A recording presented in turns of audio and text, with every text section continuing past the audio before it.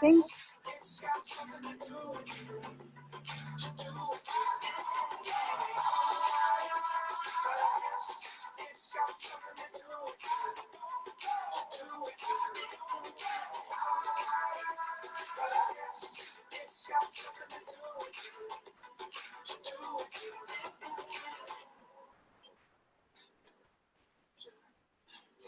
Hello, can you hear me?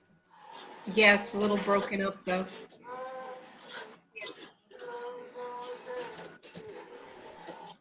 Can you hear me? Yeah, I can hear you. All right. All right, I'm gonna sign into the computer now. All right.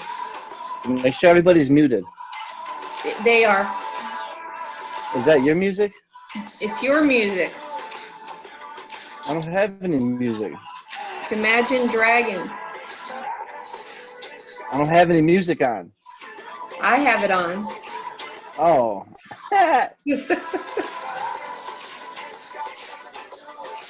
I'm signing into.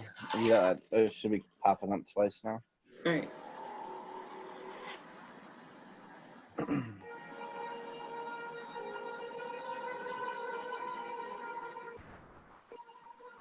It's funny.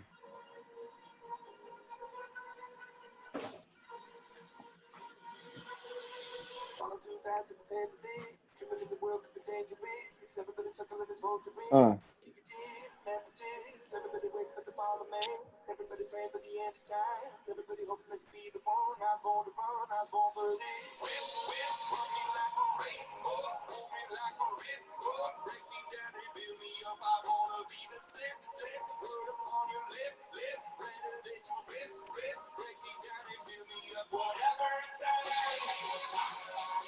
Cause I love the adrenaline in my veins. I do whatever it takes. Cause I love how it feels and I break the chains. Whatever it takes. Take me to the top.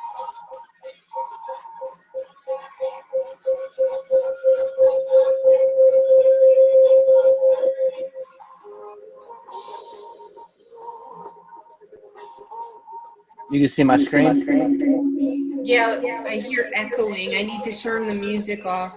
Can you give me the screen back for a minute? Hold on, I got to turn my mic off on the computer.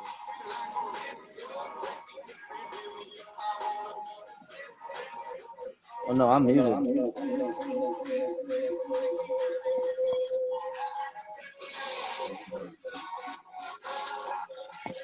Yo, turn that music off.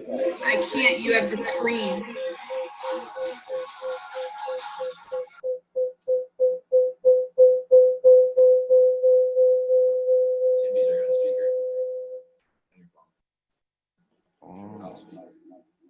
I'm not on speaker on my phone.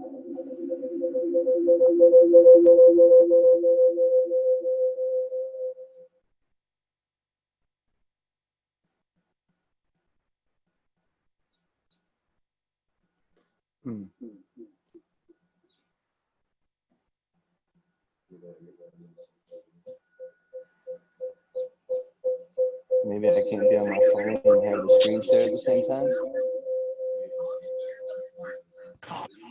But I got the mic on.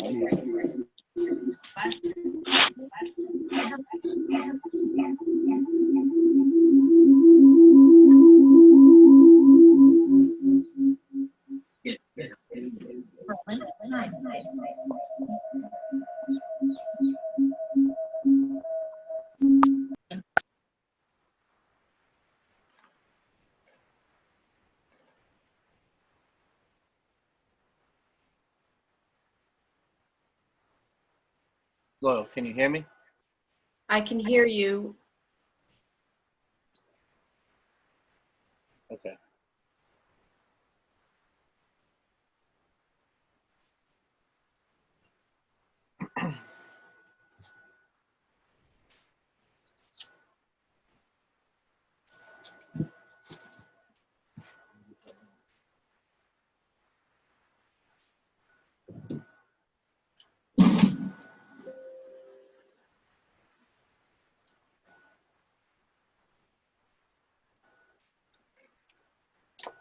You can see my screen.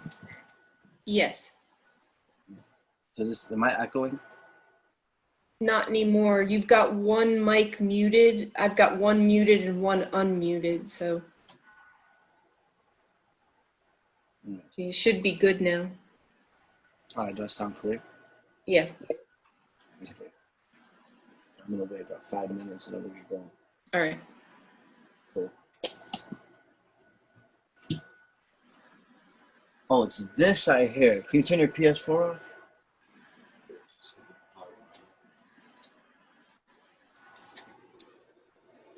Which side?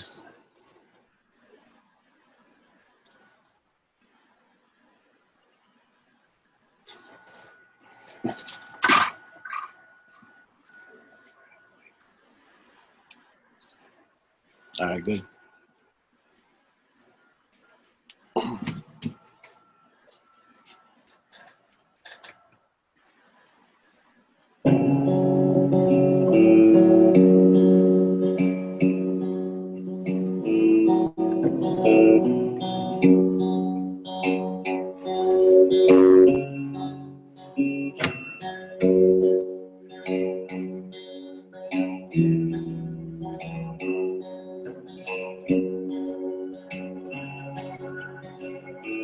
Nature, nurture, heaven and home.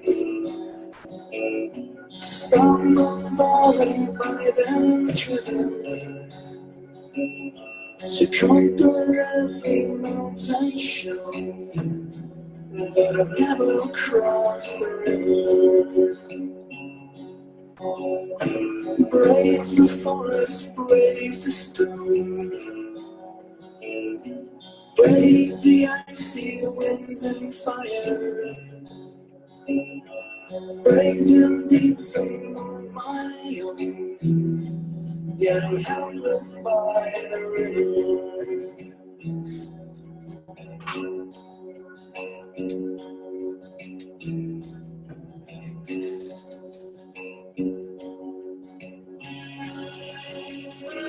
Angel, angel, what have I done? I face the quakes, the wind, the fire. I've conquered country, crown and throne. I can't cross this river.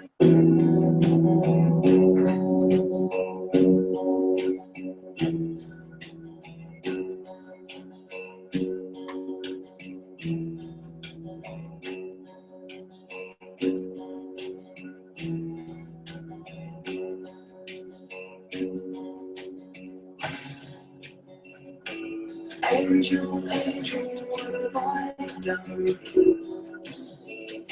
I faced the quakes, the wind, the fire. I've conquered country, crown and throne. Where can I cross this river? Pay no mind to the battles you've won. Take a lot more than a rage and muscle. Open your heart and hands, my son, or you'll never make it over. Take a lot more than words and guns. A whole lot more than riches and muscle. The hands of the many must join as one, and together we'll cross the river. And we take a lot more than words and guns. A whole lot more than riches and muscle. The hands of the many must join as one, and together we'll cross the river. Nature, nurture, heaven. We take a lot more than words and guns. Riches and muscle. The hands of the many must join as one, and together we'll cross the river.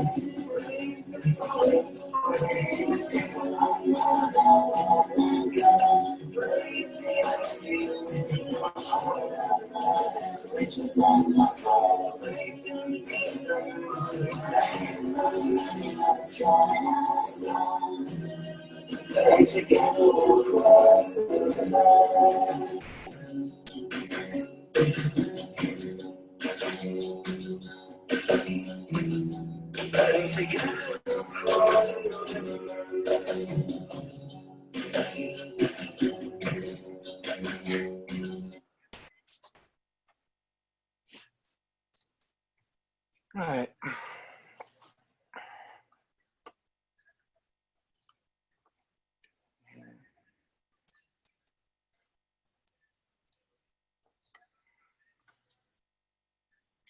All right, you ready? Ready. Cool. All right, guys, this is our second class. We're going to go over the common law copyright, the hold harmless indemnity agreement, and security agreement.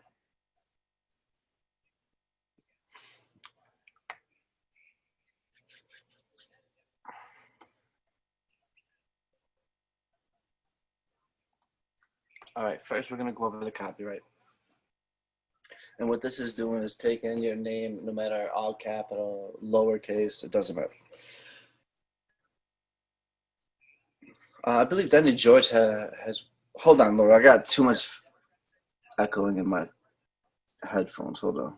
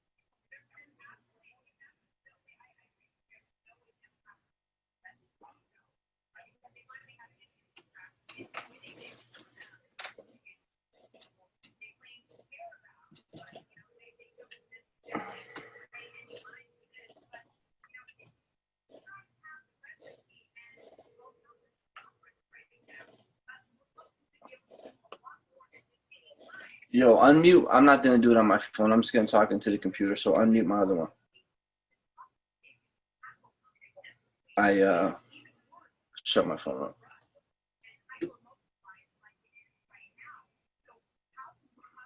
Tell me when I'm on mute.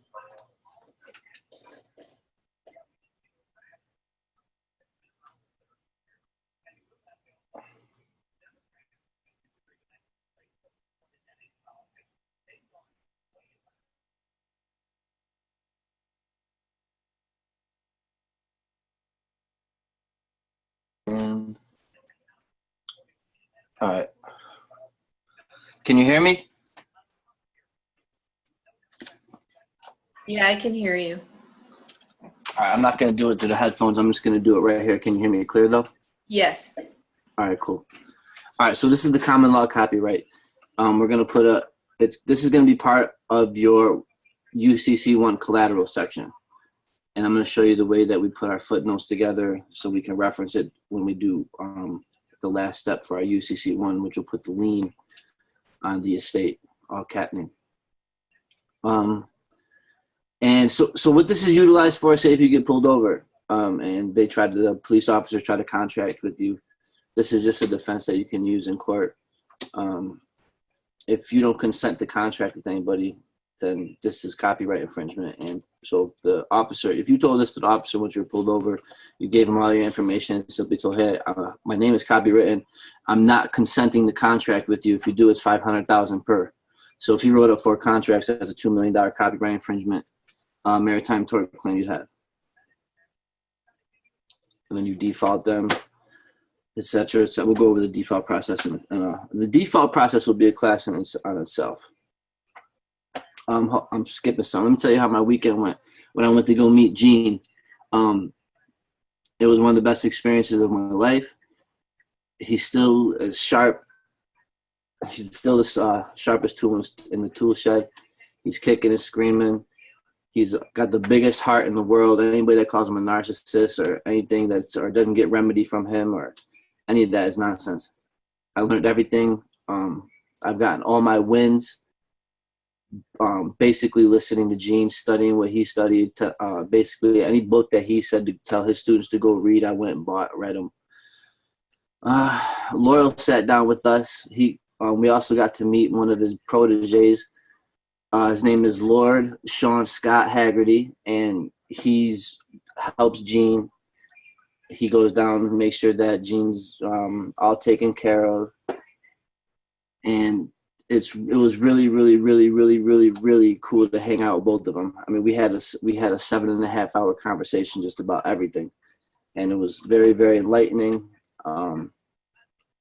So one of the big announcements is for everybody is Sean told me that Gene is going to be working with us. And so for the next few days, I'm going to be working with Sean and Gene and Laurel to work how we're going to do this. If we're going to do 2 classes a week. So pretty much Gene's going to be working with us guys. So I think that's pretty big and that's pretty exciting. And it's the biggest honor ever. The biggest honor ever. So we don't need to go anywhere else. We don't need any more of these gurus or anything like this. You guys just need to sit in class, take these steps. Me and Sean will go over everything with you. Sean has, credentials out the ass, American national stuff. He's recognized as a president. He's recognized as a lord. He's up there big time. He's a great, great, great, great, great guy. Big heart. He's the one that got me in contact with Gene. He's the one that put everything together for me, and I'm truly grateful for him. It was just an amazing experience, an amazing time. And another big announcement is another hero of mine. I've reached out to Santos Bonacci, and he's in a little situation with one of his friends is being deported. So me and Sean are going to step in and handle it, and I'll be doing Santos's trust paperwork as well. And that's pretty huge for me.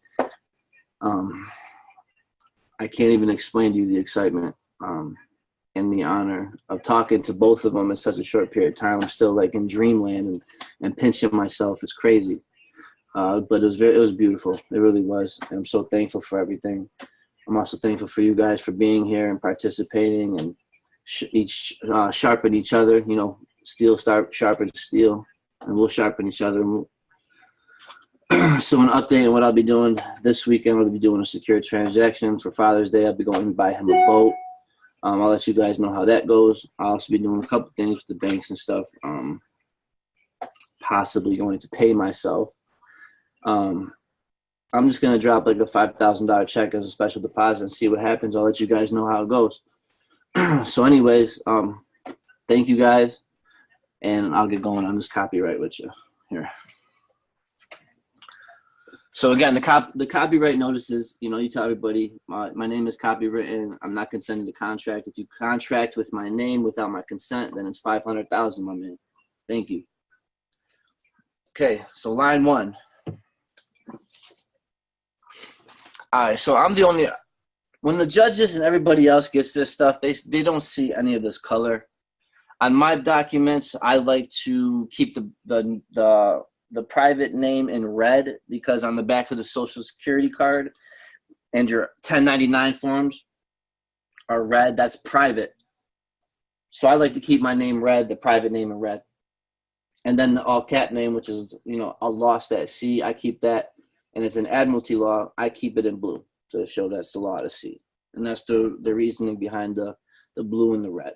That's it. But I don't know too many people that do it. And then a couple of court clerks told me by the time they get this, they don't see any of this color. So I'm like, all right, cool. But you guys do your documents how you want them. I do them how I do them. So the first one, all rights reserved, common law, copyright, your trade name, trademark. This is the estate name. And then so this will be your all capital letter name right here.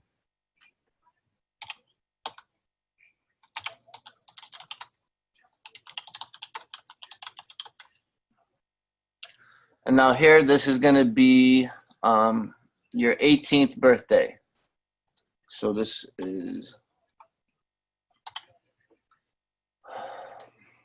I was born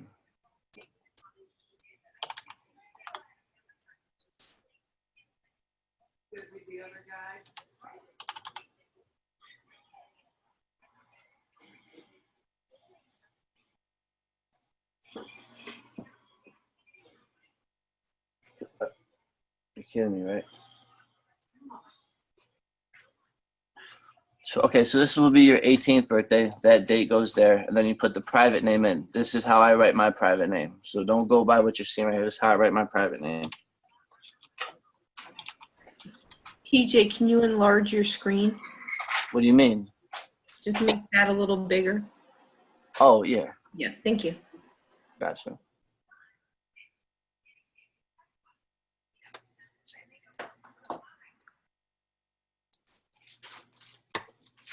Sandy, how do I zoom in? Is there a wheel on your mouse? Yeah, Hold control. Try to zoom in. it's not zooming. Try plus. Huh? The plus key. Turn top row. With the plus sign on it.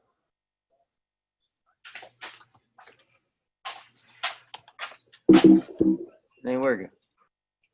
It's because it's notes. I don't have anything to zoom in on. There's not a plus option. No.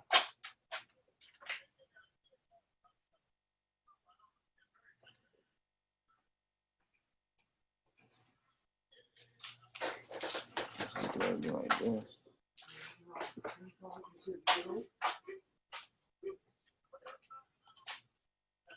Oh, there you go. Do it. How do I zoom in?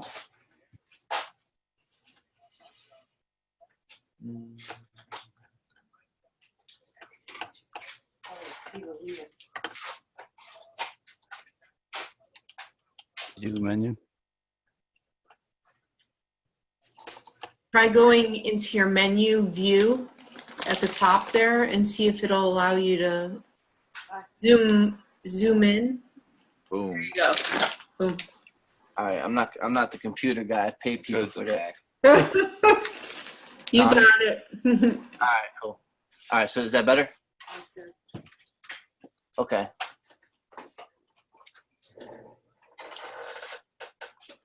All right, so back to this, how my private name, and if you notice, this is how if you look at if you go to the doctor, this is how doctors write your name. It's last name, comma, first name, comma, middle.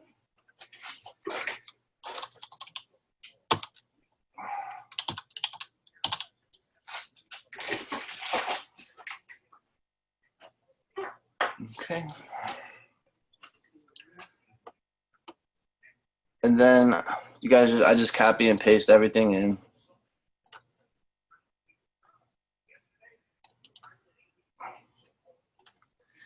And this is where I changed this, and I changed it to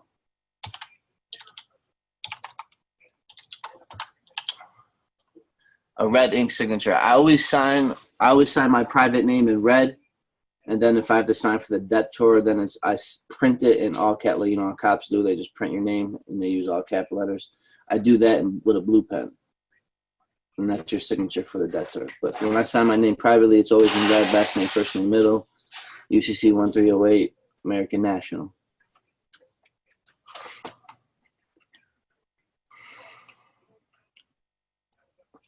And the reason why that I keep it all capital for the private name is because in their system, the lowercase name doesn't show up anywhere, so it wouldn't recognize it. It's not that big of a deal if you have UCCs with the lowercase name on it. I've seen Mitt Romney's and a couple other people's that have the lowercase name on it, so it makes it suffice.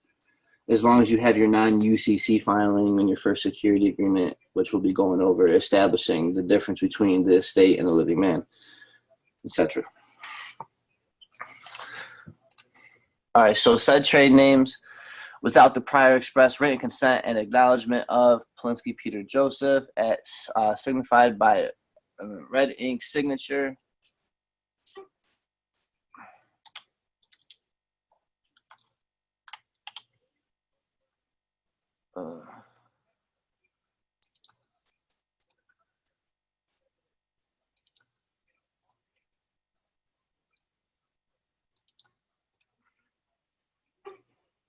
Hereinafter secured party, with the intent of being contractually bound and juristic person as well as the agent of said juristic person consents and agrees by this copyright notice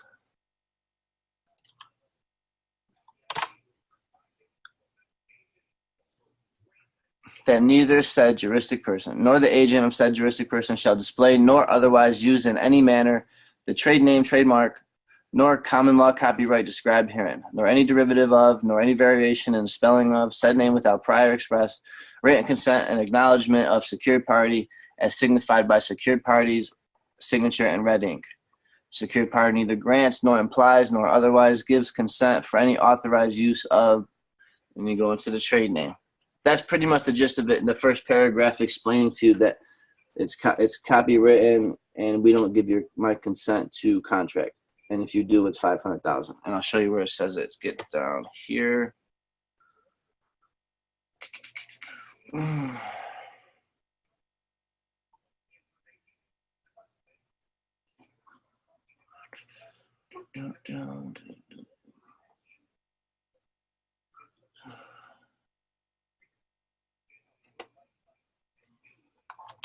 Fuck is it?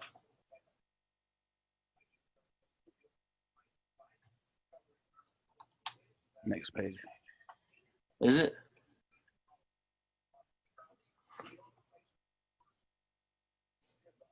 No, it should be up here.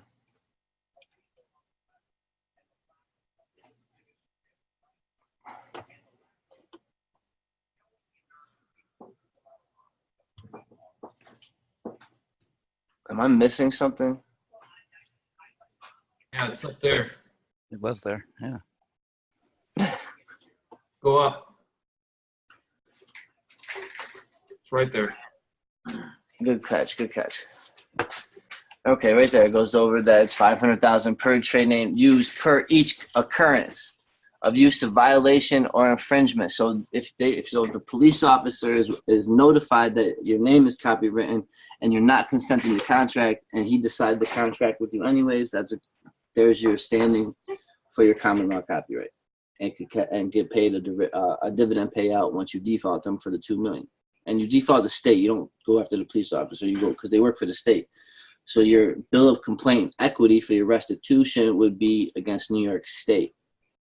And then if you wanted to go after his insurance for whatever reason you wanted to do that for, you would liquidate his insurance after. But like, who was I talking to? The few people that have put cases forward against police officers that usually want to settle outside of court quickly. Some people take the offer, some people don't. It all depends on their situation and whatever they want to do. Okay. So now this is the footnote that I was talking about. So the footnote is going to stay the same. The footnote that I use is my date of birth and the last 4 of my social. And I use that for all my footnotes. And then the only thing that changes is the contract right here. So this would stand for hold harmless indemnity agreement. And then I'll show you how I do that.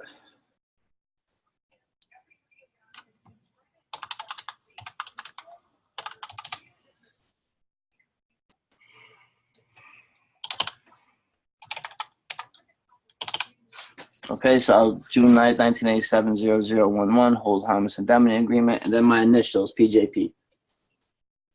And that's my footnote. So when we do our security agreement, this stays the same.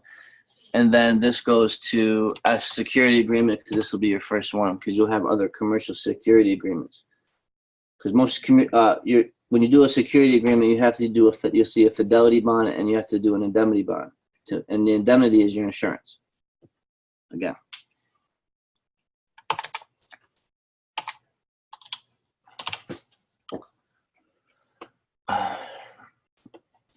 Then you it's not a hard document. I always tell people when they're first getting into this to begin with this doc. Because some of these documents can get very, very, very, very tedious, as Laura will tell you. I mean, and Mr. Middleton. Oh, I gotta tell you guys about my old boys in Missouri. Okay, so, because President Trump signed a new legislation that people can now seek other medicines, I have a great chiropractor out in Missouri that, I mean, he knows the temple like I know, like me and Gene know Commerce. And then I haven't taken a picture with him yet because before the day that I leave, the old man's never there. And I need to get the old man in a pic. But anyway, so I'm doing paperwork for the Middletons, and Mr. Middleton dropped a bomb on me the first day that I met him, and he goes, "Did you know my great-great-grandfather signed the Declaration of Independence?" And I was like, holy shit. And so that was a big bomb for me, and I've kept that secret. I can't really keep a secret no longer. But, yeah, so I'm doing paperwork for the family that signed the Declaration of Independence. And greatest group of guys in middle of Missouri, in the middle of nowhere. Some of the greatest men I've ever had the honor of having a conversation with. And I'm going to see them guys in a couple weeks, and it's going to be a good time. It's right after my birthday. And then I'm back out to go see Gene and Laurel and everybody. And then, like I told you guys before, I'm going to start writing music and stuff. So, and then we'll get Gene in on classes, and Sean's going to run classes. And Sean has a bunch of stuff to offer, so we're going to get him, and you guys can send him some donations. And he's going to help you with treasury filings. I mean, he's got it all. And when I mean he's got it all, he's got it all. Okay, back to the copyright.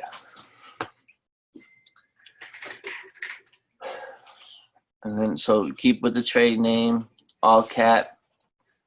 Like I said, simple doc. And you'll see it becomes relevant once it's placed on the collateral referenced in the UCC1 section, the collateral section. All right, I'm not going to fill it all out. We'll keep it moving. Simple doc. Copyright your name. Make it a public notice. Send it to your newspapers and post it there in the legal section for 4 weeks so that nobody can BS you. You know what I mean? Hey, I made the notice, because you're going to be making a notice to the Secretary of State and your county clerk as well when it's all done. It's just we're not recording anything. We're simply saying, because these are all private contracts, and these aren't for public, but we're going to make a public notice referencing what we have filed. And then most of the time when people file trust in the indenture, it's only the first page and last page. They never show the body of the trust. That's all private. So when you're doing this stuff, it's usually just the first page and the last pages. But we'll get there. And then, so I'll get down here.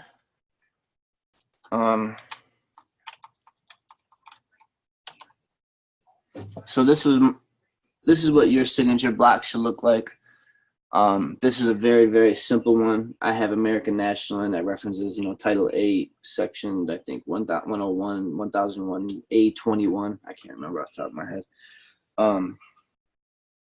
But you guys are the grantors, executors. You're the beneficiaries, which is the most important. You are sole shareholder, entitlement holder. You could put lien holder, foreign national, American national,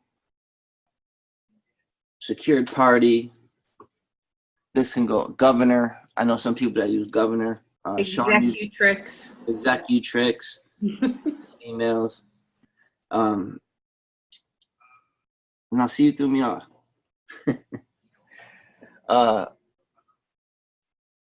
Then Sean knows how to get your name recognized as president. And presidents tell generals what to do. So when you go to the general postmaster, presidents, he just told me this today. And every time I talk to him, it's just an enlightenment conversation. He's going to the King's Bench. He's got this, he's got that. He travels to Australia, so I'm going to be talking with him and maybe get him, Gene, Laurel over to Australia and really do something big over there.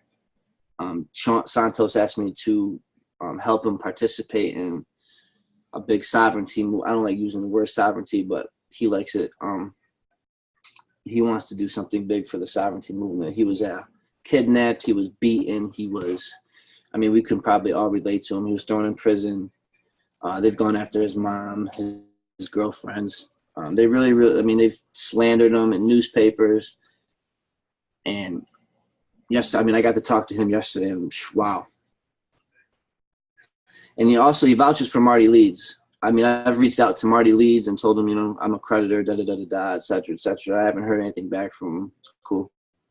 I'm sure we'll talk soon. But Santos, brilliant mind. So I would get to Santos Bonacci's page and watch Know Thyself. I always preach that. Beautiful wisdom. So that's the your signature block without prejudice, without recourse. And then you always sign in red. Gene taught me that. Gene says always sign in red. Forget the code, or the manual, but he goes into it's actually from the IRS manual. And then so then down here, this will be another footnote again. Date of birth. Last four of the social. CLC will be your common law copyright. And then just your initials there. And then this right here, the year you turned 18.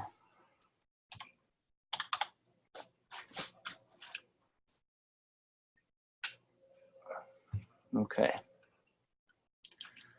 And then the same. I don't know why that's in the middle. That should be at the bottom of the page, and then this should be down here. But this should be at the bottom of the page. Like that. And there you go. There's your common law copyright with your footnote. Again, pulled over. How you doing, officer? Here's my license, registration. Also, my name is common law copyright, and I'm not consenting to contract today. I'm peacefully traveling. Here you go. And then roll your window up. Have a good day. Because people don't understand, whatever they charge your name, there's securities you need to go in there and claim and do your performance. People go to jail for non-performance. Federal indictments, they want performance. Federal indictments are true bills. They want performance.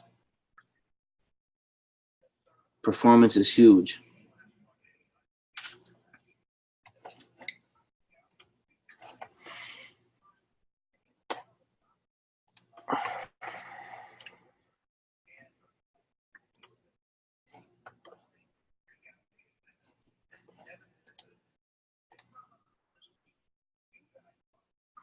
Okay, now the only time that I've ever used hold harmless indemnity agreement is for court purposes. I've always entered this with all my court information. It's another contract distinguishing the creditor and debtor, just like your security agreement will.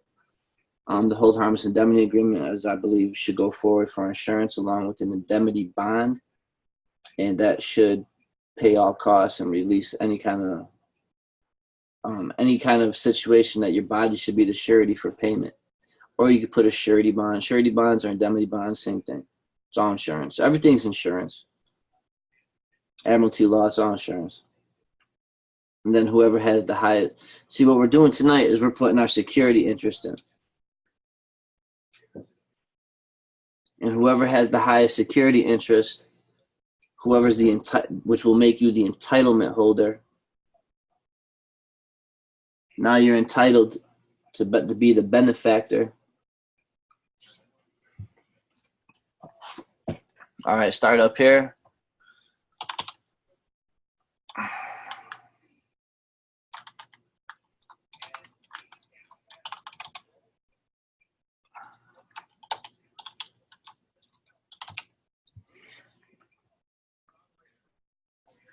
There's your footnote, simple footnote that was referenced in your common law copyright. Okay, I just centered this. Okay, now you guys are gonna have to go out and get a P.O. box for a place of business. I have one for my debtor because this will also help in distinguishing a place of business and a living man. You'll be changing your address to the P.O. box. You don't want nothing sent to your house. You're not open for business at your house. P.O. boxes are for business. And I'm not going to make it all neat, but take the lines out. I'm just going to fill it out, semi-quickly for you guys, go over it a little bit, and then we'll get into the security agreement. I'm going to go over a couple things over the documents of title. And then last class, somebody asked me about the banking stuff and how they can't loan their own money and stuff like that. And I'm gonna go I'll pull up the read for you guys, and I'll put it in the group. It's already in there, but I'll repost it. And then the 2848 I'm gonna hold off on for, because we'll do the IRS documents all together, the 8832, the 2848, the W8 Ben, IRS form 56s. We'll do that all in one night. And the reason I'm doing that is because I don't want you to have a form you're not going to be using. It could get lost and you're going to date it, and you don't need to do it. Because you have to go through probate court. You have to have your living will in place before you can send that 2848 with your power of attorney to the criminal investigation department so you can speak for the estate with the IRS. So that's why I'm going to hold off on 2848. The 2848 is also in the group. I sent mine in, the one I filled out. So that's in there anyways. If you want to take it and copy it, that's fine. All right, so this is going to be, I'm not going to do the color stuff either right now, just to save time, but this would be in blue. This would be in blue, and then on the right-hand side would be in red. And then this is where your P.O. box address will go for your debtor. Okay.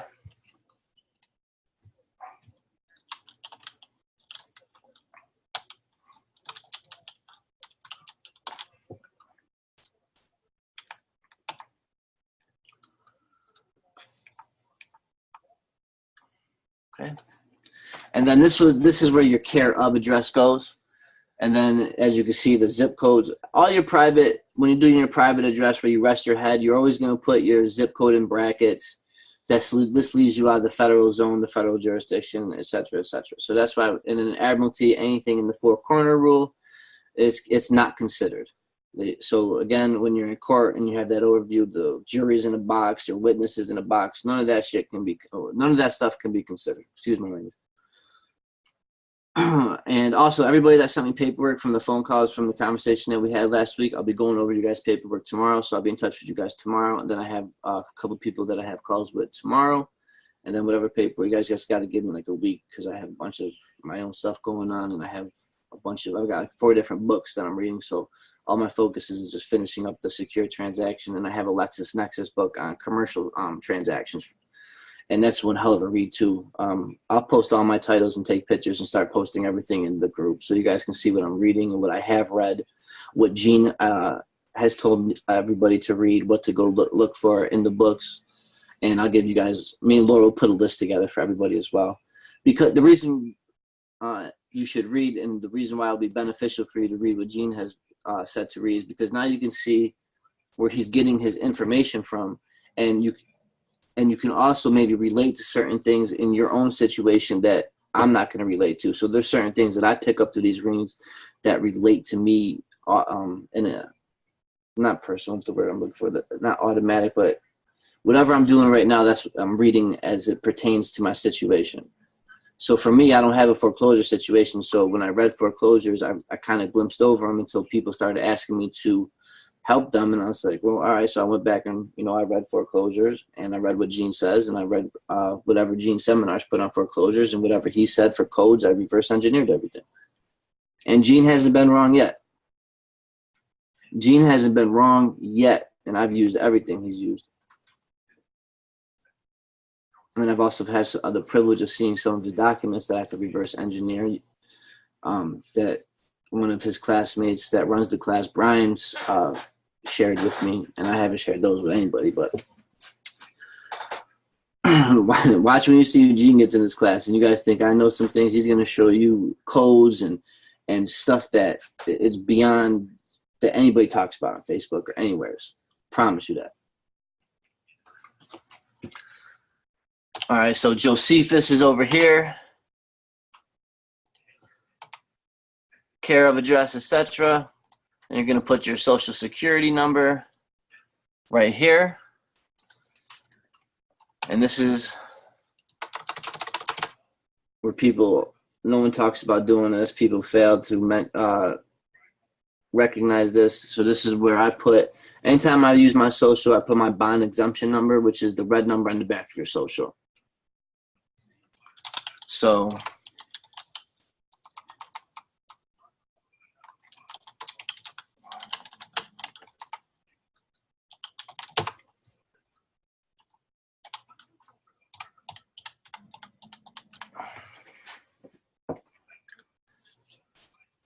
Okay. And then first sentence, and I laugh when I send people stuff to fill this out and they send it back to me to look over. They always forget this stuff. The first sentence is how I know they're not reading them. So the first sentence, you have to, whatever date it is, has to be written out long form. So make sure your date is written out. And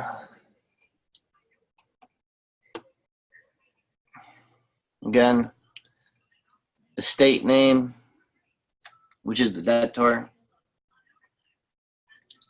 It's dead, corporation, corpse, go to cemetery. Again, all the last names are in capital letters, and they only have the last name because that's your private name and estate name. So they buried the estate.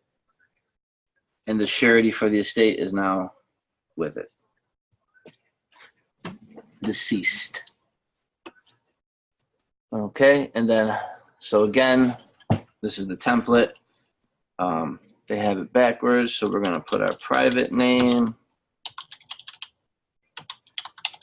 like this, and then, so you guys know.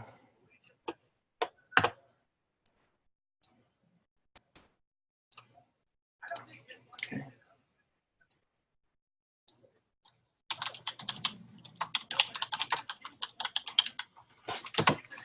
And then if you guys want to, you can add a state. For your 98 number, when you fill out the application, you have to put a state after your name. You want a foreign grantor estate. I'm also getting a foreign grantor trust. I just spoke to Sean. He has a foreign grantor trust. Now he's going to grab a foreign grantor estate because the estate will be inside the trust, and we control the trust, et cetera, et cetera. Then the way you tap into the estate. I just actually, hold on. Because I don't want to. I just downloaded something very interesting. I'll show you guys right here. Because I was going to go to 2848, but then this popped up in one of my recommended reads at scribe.com. It's $8 a month. I recommend it for everybody. It's got all the templates, all the reads. It's got Gene on there. It's got Santos Bonacci on there. It's got IRS forms. It's got instructions. It's got IRS liens. It's got tax bills. It's got everything on there. All you do is you type in that search, and then you branch off to recommendeds, and I mean you'll be there for a month straight just off recommendeds. Then you got to go back and read everything you downloaded. It gets crazy, but it's fun. It's very fun.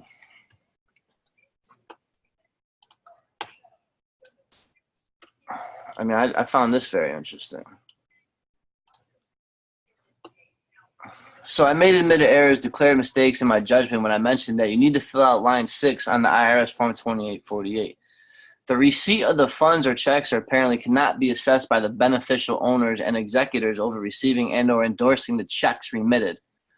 We have to use Social Security trust account by way of power of attorney to draw out funds from the FIDE or FIDE commissary into the private living trust and a non-interest bearing bank account that can be signed over by the Social Security named person or estate. I would also think it'd be prudent if you access these funds by way of checks. You may mention they are deposited as real money of exchange per Title 12 USC Section 411. And again, from what I've learned from Gene and the language and verbiage that he uses on his negotiable instruments on the back would be for special deposit, for special purposes, for cess-decay uses. And then underneath it's Title 12 USC 411, legal tender. I'm sorry, Title 31 USC Section 5103 is legal tender. Title 12 USC 411 is the real money exchange. Title 12 USC 411, making it untaxable. This makes sense to do this process this way because we are delegating our authority as sole representative power of attorney over the Social Security name or estate or the trust accounts, and not simply making your taxpayer status known to the Secretary of Treasury, IRS, and U.S. Comptroller per the IRS Form 56. Also, I'm making your takes. Also, I think it is important to note that I assume this document process due directly by the way of centralized access filing, CAF system. So I believe it's not necessary to send these more places than they should, but I could be wrong about this. It is my hope that people take an important look into as it makes clear sense to my understanding of how the system really works. Just think about it for yourself. Find your own truth about the process. Thanks for reading this poster. And then Janet and Mark. I had a chance to examine and study the details and instructions, but apparently the IRS Form 20 works of the parallel difference from the IRS Form 56 because the Form 56 only establishes the fiduciary relationship to the specification of individual taxpayers. So there it goes. Okay, so the IRS Form 56 shows a fiduciary appointment. Where does the power of the appointment come from? Our power comes from the 1951 Power of Appointment Act. This is codified in Title 26, USC 2514 and 2038. And again, your power comes from the Power of Appointment Act, 1951, and this is codified in Title 26, United States Code 2514 and 2038. The Form 2848 places power of attorney over all authority pertaining to our personal private living trust and or Social Security trust account. We must first get assigned the CAF number issued by this form by placing none into the right side of the representative's line. I'm assuming that the CAF number will be used later on to accessing these accounts from our withholding and estate returns. I would specify the tax-related matters as being for all withholding and or estate returns that are being utilized.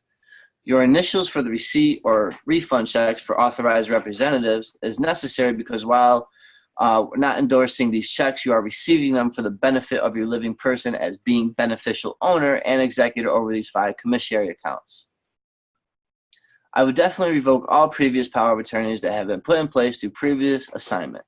This includes anyone with the United States corporate government or Federal Reserve banking system. I would finish with your signature as an Esquire.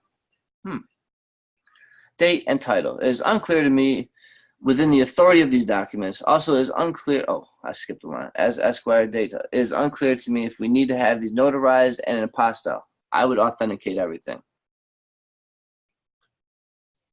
I would stay away from apostille and I would authenticate everything so you have an authenticated document to be put into effect. I would assume from personal experience within the authority of these documents. Also, it is unclear to me if we just need to forward these through the Internal Revenue Service or send original copies over to Secretary of Treasury.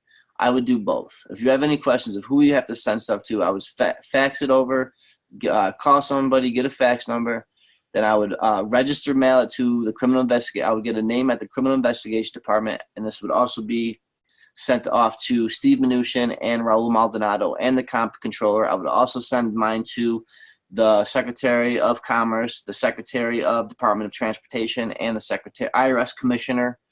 And I would also send it to the Secretary of Agriculture. And those guys are the boss boys. And I'm sure Sean could probably name 5 more other guys I missed out. That Postmaster, the GPO, General Post Office.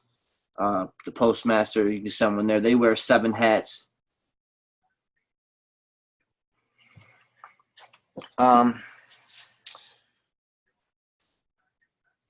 Also, it's unclear to me if we just need to forward or send the original copies over Secretary of Treasury and the Comp Control of Currency over the U.S. Treasurer. Also, it is unclear to me if we need to post the additional copies to the designated Federal Reserve Bank, Chief Financial Officer of DTCC. We'll be going over a national UCC filing, which will place the hospital that you're born at as a debtor, and you will also be putting the DTCC listing as a debtor, and then your name, last name, first name, middle, all cap as a secure party. And then we'll go over the collateral section. So people that are wanting to expatriate and do all this stuff, this is going to be a necessary step for you guys, etc. And the corporate state treasurers, again, I believe that is to be so filing in the IRS Form 56, but do not quote me on the fact. I'm just reading from what I know and can stand for my belief the system really works. It is up to everyone to decide what their plan of action is to learn the process. And then whoever they, and this is why I tell everybody that the power of attorney goes to the Criminal Investigation Department. I've never did a 56 form for the CID department. I've only did 2848. And you don't forget, we're going to do the power of attorney, a simple one. I have a couple people that I'm going to ask permission if I could post their power of attorneys in the group that are very, very good power of attorneys. Sean has a boss power of attorney too, so I'll see if he'll put his in or see what goes on. But I thought that was interesting. Very, very interesting.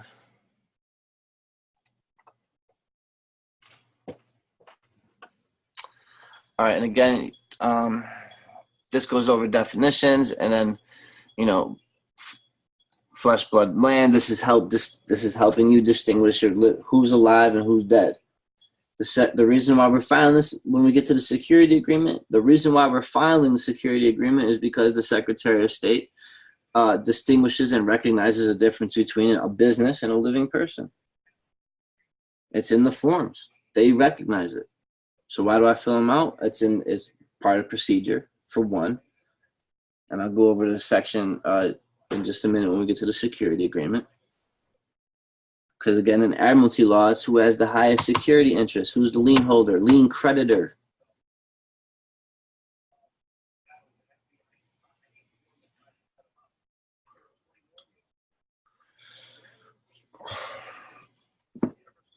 One moment, I'm just taking a quick sip of water. And I gotta check my PayPal and make sure I didn't miss anybody.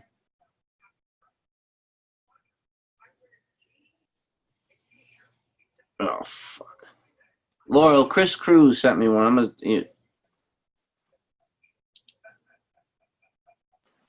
Just forward it. I can admit him.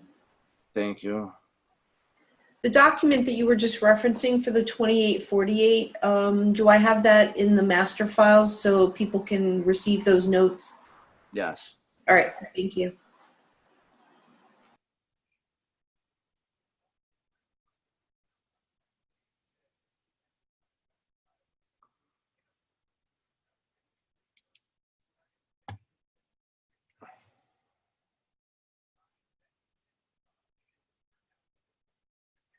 All right. Conduit. In the hold harmless indemnity agreement, the term conduit signifies a means of transmitting and distributing energy and the effects, produce of labor, such as goods and services, via the name estate. So what that's saying to you is that's an estate name, and for us to tap into it, we have to insure it, put a lien on it, like they do a chargeback, accept it for value, da-da-da. I'll go over it. And then creditor, and this whole term creditor means. So, thanks, Sammy. Just playing hamburger. I also got like 10 of my friends here too that listen in. And if you don't think there's a peaceful, loving movement going on in the background, believe me, there is. So this is going to be the private name.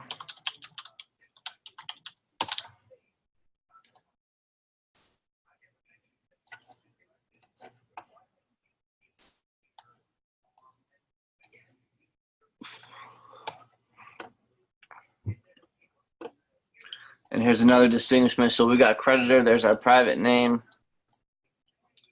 And then this one's lost at sea.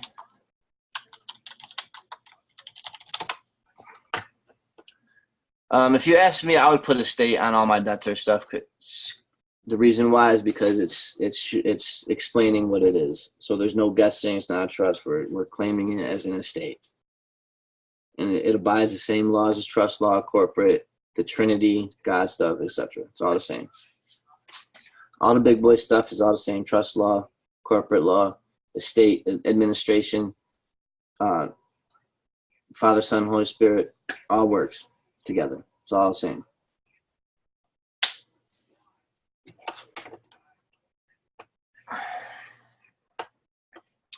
And this is when you see when we'll be going over.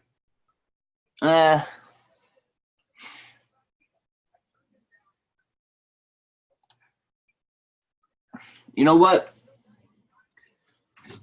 Put trust. For your first initial filings, this is a trust. When you create the 98 number, that's the estate name. And your 82 number mine would be Peter Joseph Polinsky estate. That's when you put estate. For now, let's stick with trust for our first initial filings. We'll get to estate when we go for our 98 numbers. So for now, we're going to put trust. And the reason why is because on our UCC ones, when it says type of organization, we're going to put ens legis / trust. So that's why we're going to put, you don't have to put trust or estate. You could just leave it all cap. But I'm putting trust after my name for the first initial filings. And then, because I know in California, when you file these names, like you can't have Peter Joseph Polinsky as a debtor and then use the same name as the creditor in California. So we had to put trust after the name, and then it went through. But I file everybody's in New York. In New York, it just goes right through. $20 online. Then you get a certified copy for $5. Beautiful. All right, this is going to be your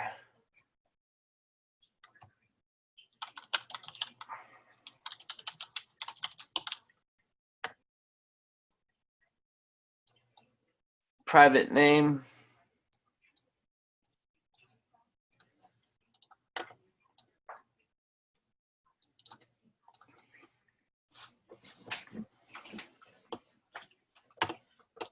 And then when you see upper and lowercase name on these, private name, all cap. 18th birthday. Boom. Goes into more definitions. Gives you a court case.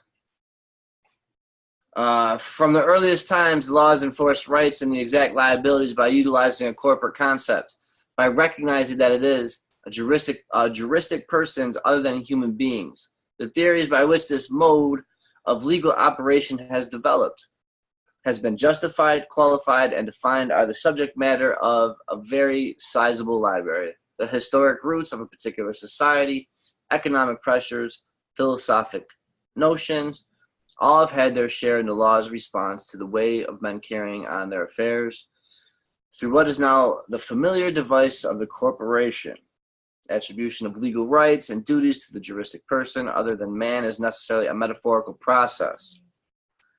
And the none of the worse for it. No doubt metaphors in law are to be narrowly watched, and then boom, but all instruments should be narrowly watched, lest they be abused and fail in their service to reason. Observation: a person has property right in the use of his or her name, in which a person may transfer or assign. So when you're going for your secured transaction, we have rights into assign stuff and transfer. So if we want money out of our account, it's our right to go in there and go get it. We want to create money, we're creators. John 10:34.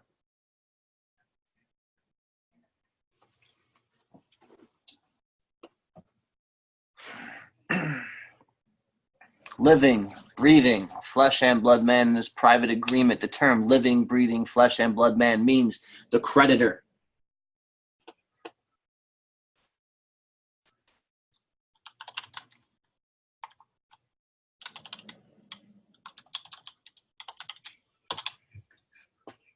A sentient living being as a distinguished from an artificial legal construct, ens legis.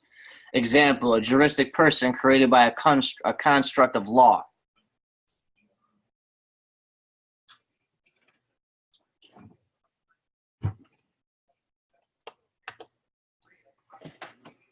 There, every man is independent of all laws, except those prescribed by nature.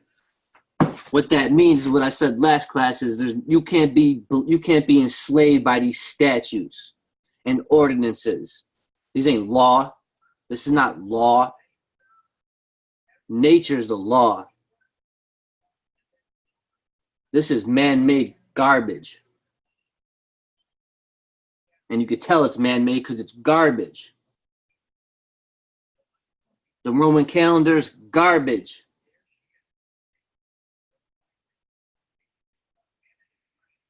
Time is a virus. Money, it's a concept. Time concepts. These are part of your chakras. The chakras are, this is what imprisons you. This is what church and state indoctrination does. It takes away from what you really are and turns you into a great employee, not an investor, not a creator. You're supposed to be living here as kings, queens, and priests, priestesses, lions and lionesses.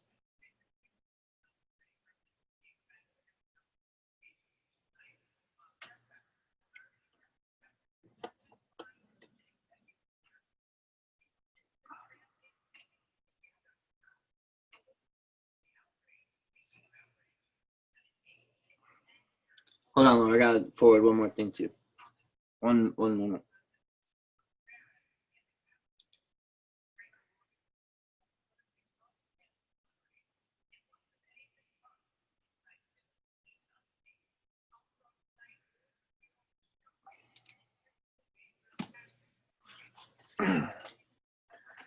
All right, then we'll go down to transmitting utility and hold harmless and indemnity agreement. The terms transmitting utility means a commercial transmitting utility, example, a conduit for all commercial presentments and matters passed to or presented to the debtor. Example, your trust name, estate name, strawman, UCC. In this hold harmless and indemnity agreement, the term UCC means Uniform Commercial Code. Uniform Commercial Code is international. It's how all nations do business together. You're all small nations. You're all bodies of water. You're vessels. They taxing your water. They can't tax your life energy. So they flood. They did another great flood. That's why everything's the Admiralty law. They did a mental flooding of the Great Flood. That's where your law of Admiralty comes from. The Great Flood. There was no land, so it was the law of the sea. That's why they call them pirates. That's why in Pirates of the Caribbean, if you listen to Hector, that he'd be laying the sauce out. Talks about prizes, accord, contracts, insurance.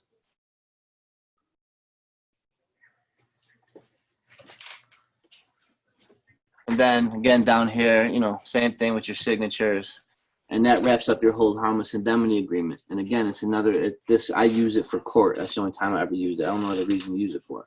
Don't hold my body harmless.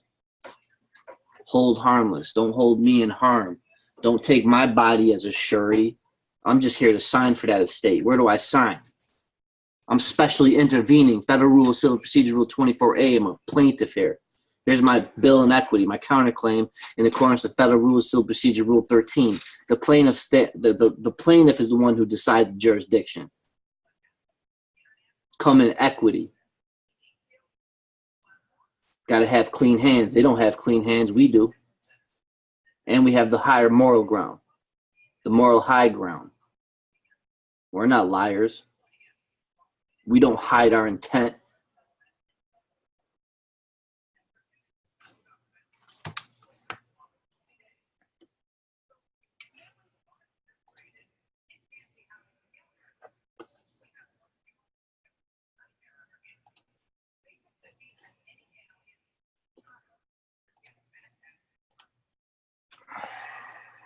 All right. Take a little 2-minute break. I'm gonna get some water, and I gotta open up to a certain page in my book real quick, and we'll get going on your very, very important security agreement, which is giving you your security interest in your trust. In just 1 minute.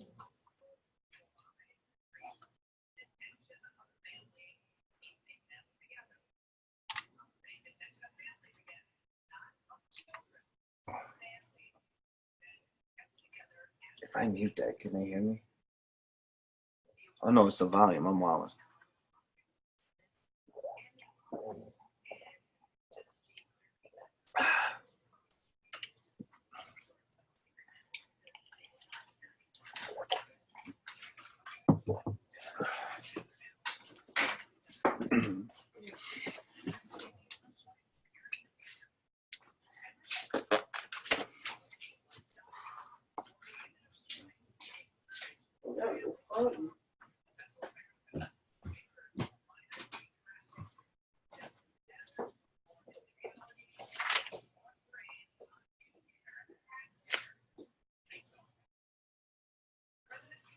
All right. Okay, so I'm going to go over just the different sections in UCC Article 9, and this is part of your secure transaction. This is you need your security agreement for the indemnification. Part of your secure transaction. Debtor has rights, and then you transfer it to the creditor, etc. We'll get into it. Let's get your trust set up first. So it gets you recognized as a bank and recognized as power of attorney, recognized in their system so they can start doing business with you guys. And then, I mean, at the end of the day, we can start doing business together, paying each other, all sorts of fun shit. All right. Okay.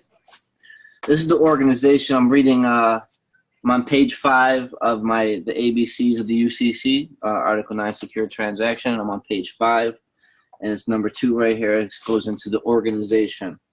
And it says, Article 9 logically organizes the rules governing security interests into 8 parts. Part 1.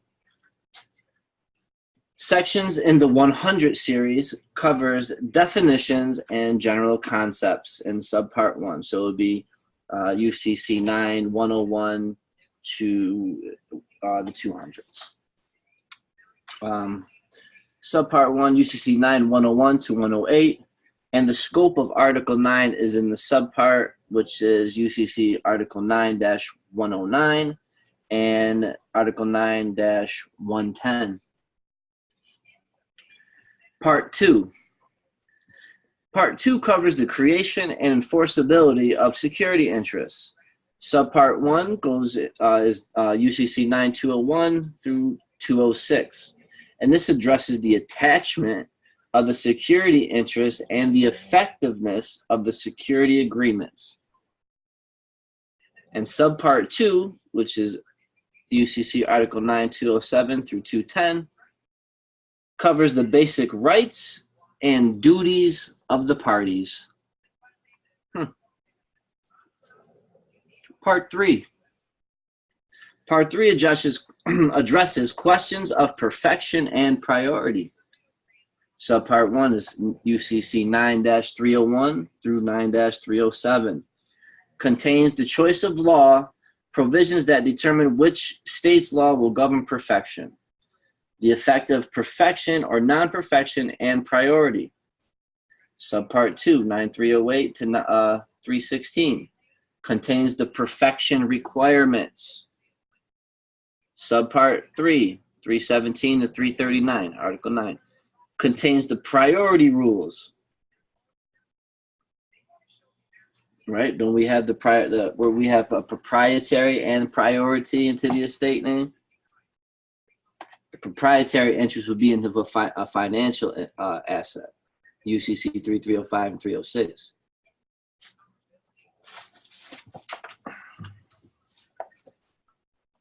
Actually, I got my notes here.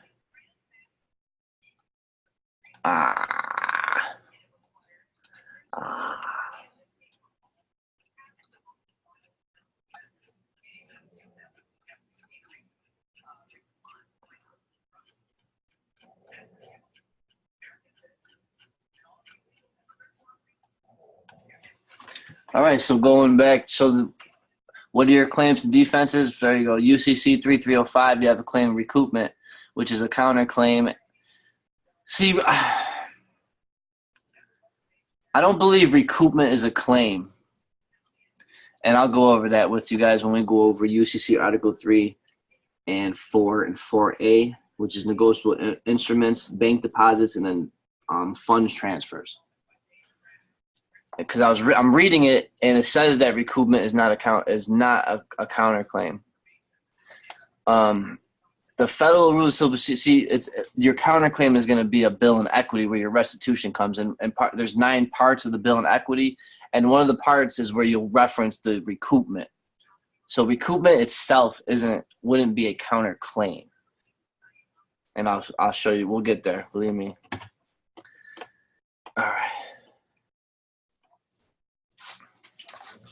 Subpart 4 of UCC Article 9.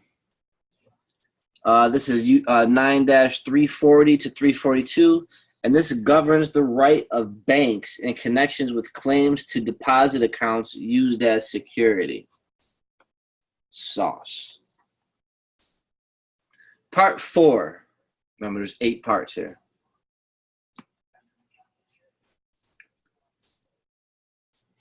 Part 4 is going to be UCC Article 9-401 to 409. It's complex. It describes the rights of a third-party obligor when the party to whom the obligation is owed creates a security interest in the obligation in favor of a secured party. I'll reread that to you. It's complex. It describes the rights of a third-party obligor when the party to whom the obligation is owed creates a security interest in the obligation in favor of a secured party. Part 5 contains the details of filing financing statements to perfect security interests. Woo! Say that again. Part 5 contains the details of filing financing statements to perfect security interests. And you can find that in UCC Article 9-501 to 518. Subpart 1 controls where and what to file. Subpart 2 controls the duties and the operations of the filing office. That you can find in UCC 9-519 to 527. Again, controls the duties and operations of a filing office. Again, UCC 519, 527, Article 9. Part 6 addresses the rules for realizing and applying the value of the security interest. Subpart 1 contains the rules for default and enforcement. Subpart 1 contains the rules for default and enforcement. You can find that UCC Article 9, 601 to 624.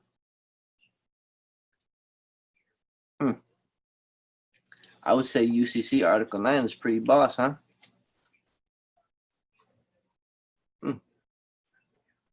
Subpart 2 controls the duties and Subpart 2 contains. So turn the page, PJ. I'll read it. All right. Part 6 addresses the rules for realizing and applying the value of the security interest. Subpart 1 contains the rules for the default and enforcement, while Subpart 2 contains rules establishing the consequences of failure to comply with Article 9. 9-625 to 628.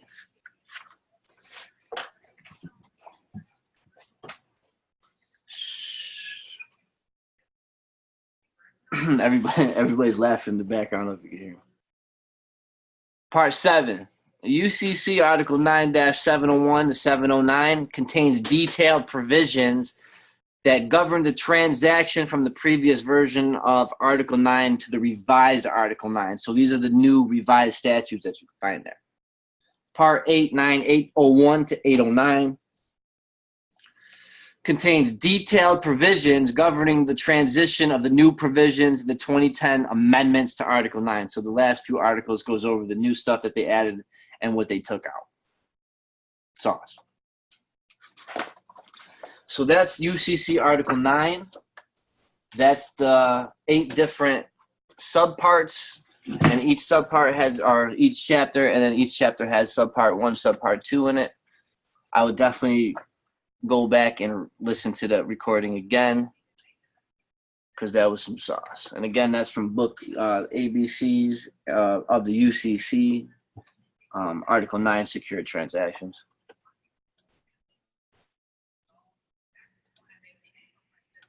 All right.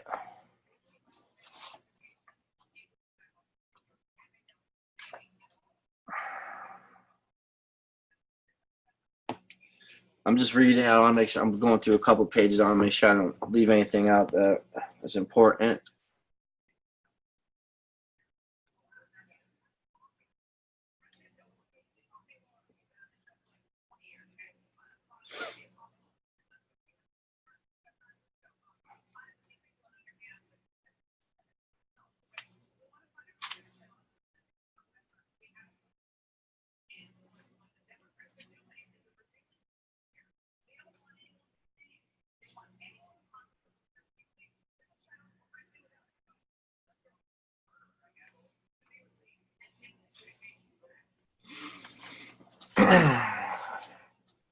This is on page 63, the ABCs of the UCC Revised Article 7, Documents of Title.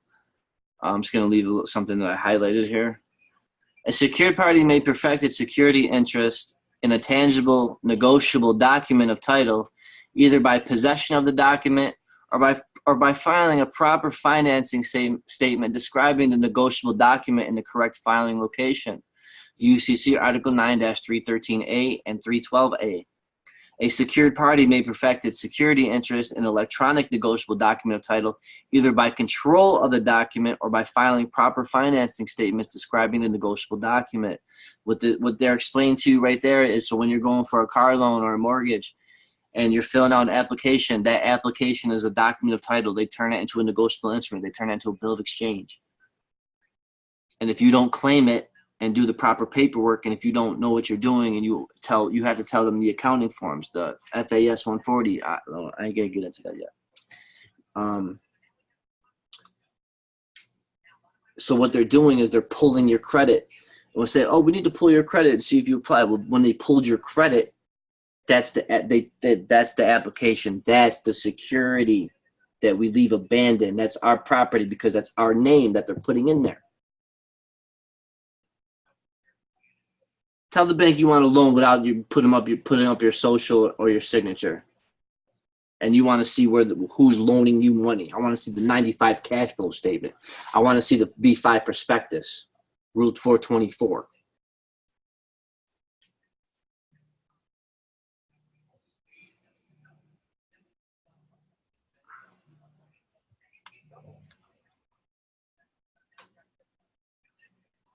Loyal, can you still hear me?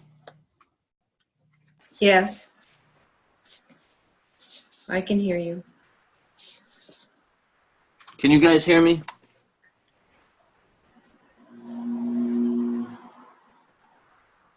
Yes.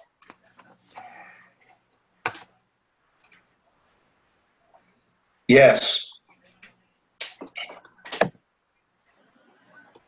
All right, good. I didn't even know I don't look at the chat, guys. I'm sorry. That will throw me off.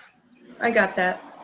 So again, any questions, just hold them. I'm almost done. We're going to go through this, and then we'll do a quick power of attorney, and then whatever questions you guys have for me, we'll have some fun. All right, so back to a secured party may perfect a security interest in an electronic document of title, either by control of the document or by filing a proper financing statement describing the negotiable document and the correct filing location. UCC Article 9314, 312A. A secured party may also take possession of a tangible negotiable document or control of an electronic document of title in due negotiation and assert rights as holder of the document. UCC Article 7-501 and UCC Article 7-502. All right. And that's important. All right, let's get to your security agreement, probably the most important document you'll ever fill out in your life.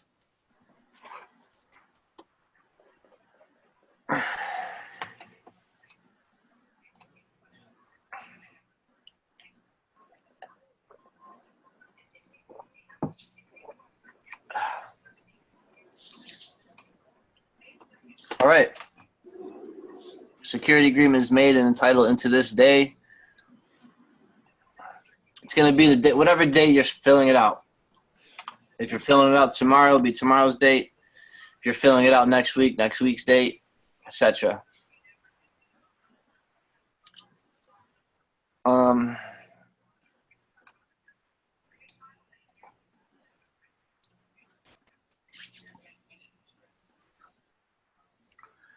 The This is going to be your trust name. So we're going to do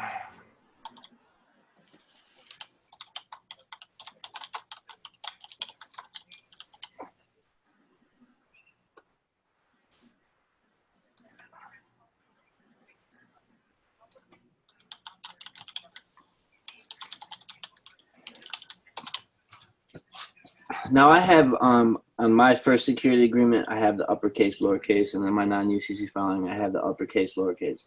It's okay for your first initial filing, it is. But for now, I mean, because I'm advanced, you don't have to use the lowercase name. I have Mitt Romney's paperwork. He has his lowercase name in some of the liens. Maybe I'll pull that up. I'll pull that up next class.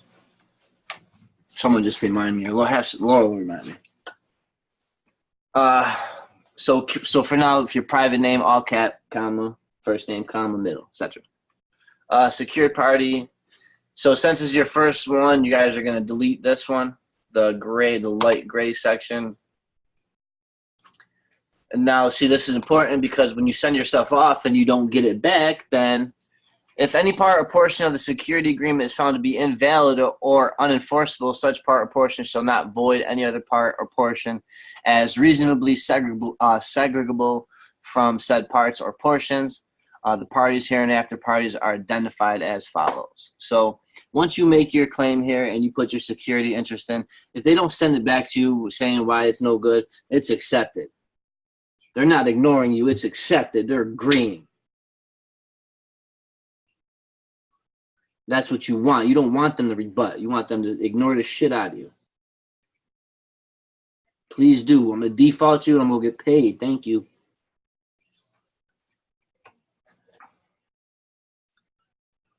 All right.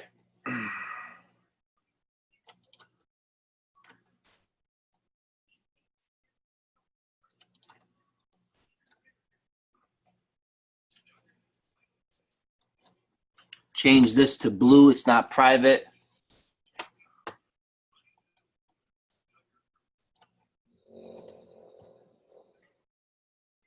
And again, your debtor address has to be a P.O. box because we're distinguishing a place of business and where a live man rests his head in his storage unit where he takes care of it. People live in glorified storage units.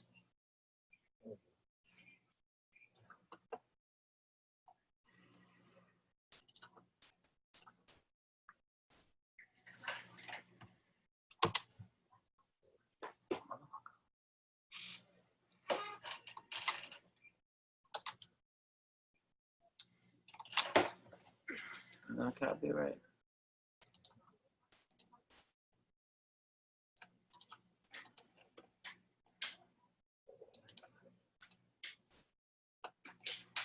And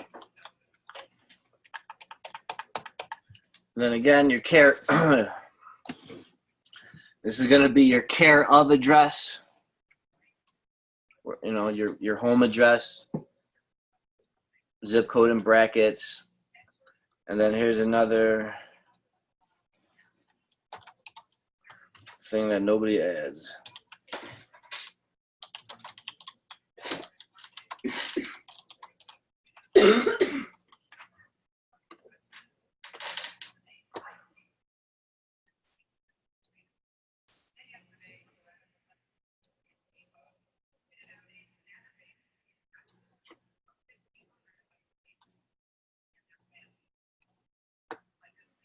And then you put the bond number on the back of your social right there. You know how many people don't put their bond number on the back? How you have a security interest and if you don't have it mentioned in your collateral section.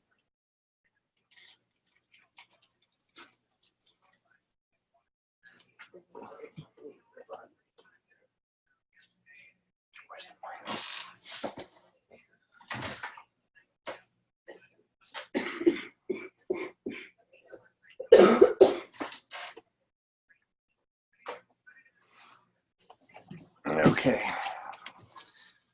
In consideration for the secured party providing certain accommodations to the debtor inter alia to the secured party, debtor who deems him or herself insolvent, bankrupt. hereby under necessity grants the above secured party a security interest in the collateral described herein on any Schedule A's as and appear on all UCC filings referred to as collateral to secure all debtor's property as well as also all so-called income from whatever source derived, direct, indirect, absolute, or contingent, due or to become due, hereinafter arising, held in any account with its due interest, parole or express public indebtedness, and liabilities held by debtor or presented to debtor. To secured party in consideration for the secured party providing certain things and accommodations for debtor, including but not limited to, and then it goes into your provisions. And then it goes into a public lawful notice. And this is going to enter your birth year. Okay. And then we'll get, remember, now we're going to go back to your footnotes. So we're going to put essay 1,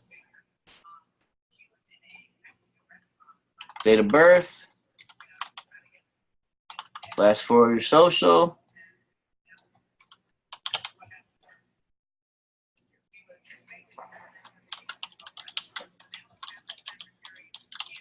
Josephus,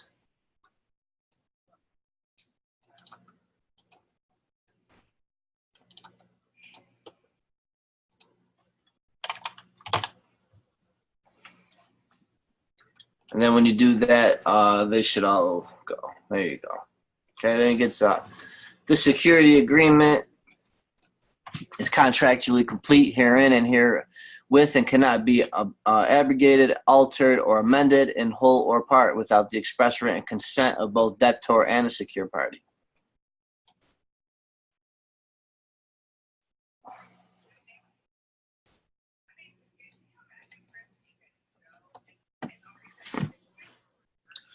And I'm just going over stuff that I pulled out when I first started reading this, and some paragraphs popped out to me when I was wet behind the ears. So I'm just going over a few of these. You guys go back and become familiar with it, grow into it, reverse engineer it, dissect it, and you'll be good. Execution of the security agreement incorporates a promise that the debtor will direct the execution of such commercial forms, including but not limited to financing statements such as may be necessary to assure that the secured party's interest is perfected and not protected. Interest is perfected and protected. The security interest established by this agreement will continue until the secured party is relieved of all liability associated herein to the debtor, and until all owing and due consideration to the secured party has been delivered, regardless of whether the collateral is identified in the agreement in the possession of the debtor or the secured party.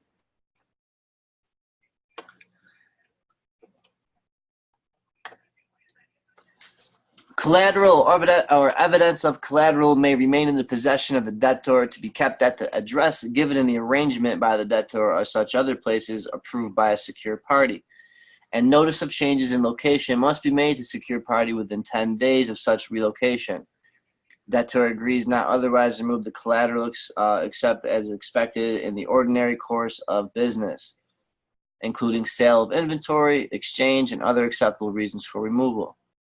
When in doubt as to the legal ramifications for relocation, debtor agrees to acquire prior written authorization from the secured party. Debtor may possess all tangible personal property included in collateral and have beneficial use of all other collateral and may use it in any lawful manner not inconsistent with this agreement, except that debtor's rights to possession and beneficial use may also apply to collateral that is in the possession of the secured party.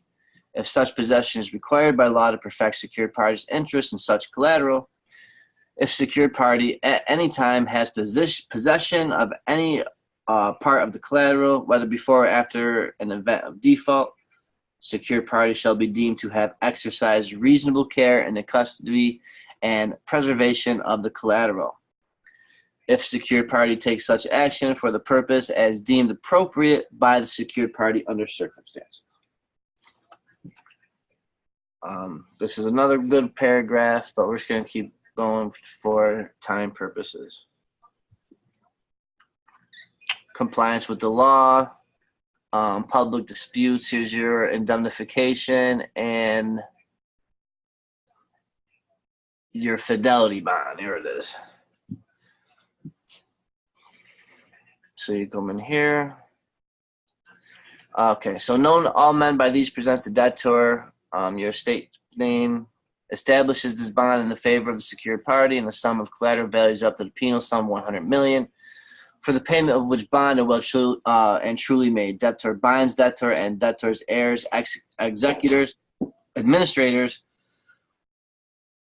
and third party assigned jointly and severally by these presents. Administrators and third party assigned jointly and severally by these presents. I'm reading that shit wrong.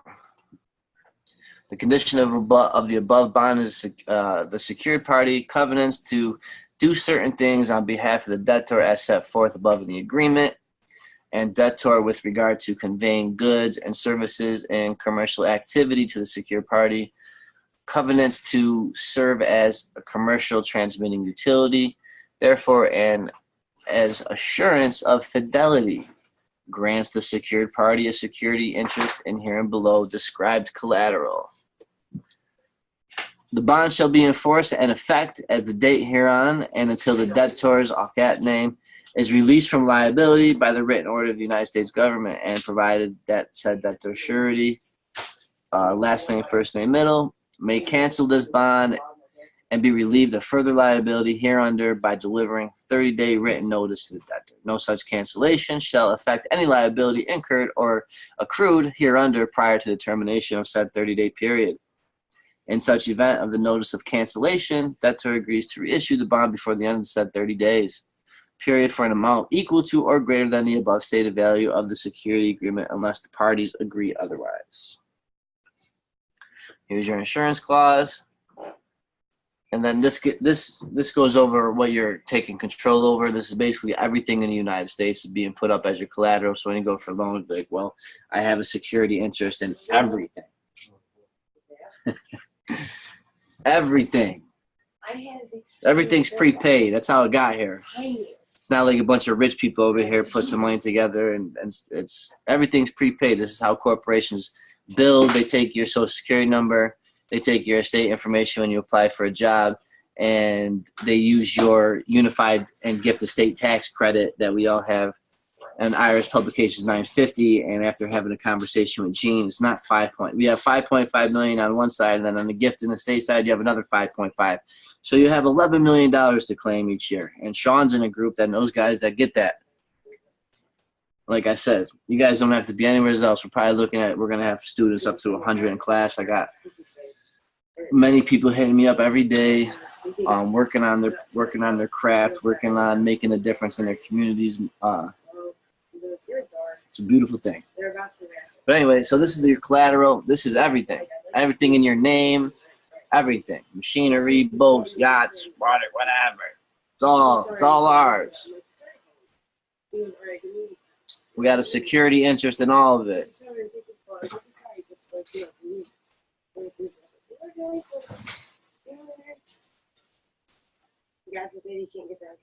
Hair, teeth, I mean everything. Semen, urine, other bodily, we everything. We have a security interest in it all. If it's got my name associated with it or anywhere near it, it's got to come to me. It's got to come return to me. It's mine, my property. You got to be selfish when it comes to this shit. Shit's mine.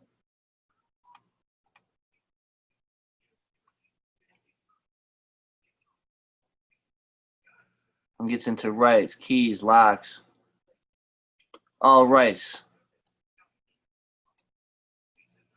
everything. All rights to bear arms. Those of you guys that buy guns and register them with the state, you're doing the same thing you're doing with your car. Stop that shit. You buy a gun, you put it on your UCC, and it's private. You don't tell nobody you got one. If you're a citizen, when they want to come get them and it's registered with the state and the state wants them, what are you going to do? No, you're not going to come get my guns. You don't have your... Yes, they do. It's their guns. You registered it with the state, it's theirs. Period.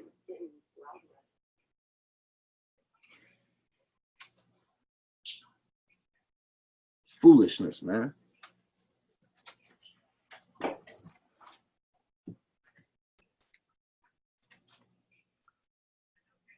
Yeah, let me buy a bunch of guns and let the bad guy, the tyrants, know I have them.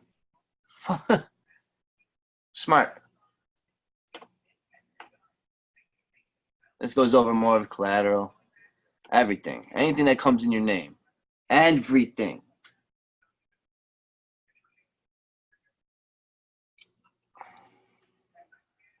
Or anything you have an All interest instruments and documents referenced itemized above are accepted for value, with all related endorsements front and back in accordance. UCC 3419. There's where your acceptance law comes from. This is why you're doing an acceptance. It's part of contract law. It's how you stay in honor. Now, if you don't agree with something, then you do a conditional acceptance, which means, hey, all right, cool, I agree with you, but first I got to see proof that I owe you something for real. Other than that, bullshit. And then here I like to add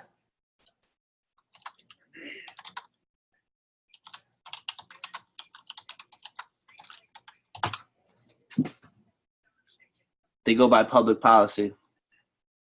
And I'll double check that with Sean. Is it public policy or public law? Gene will correct me. policy, policing.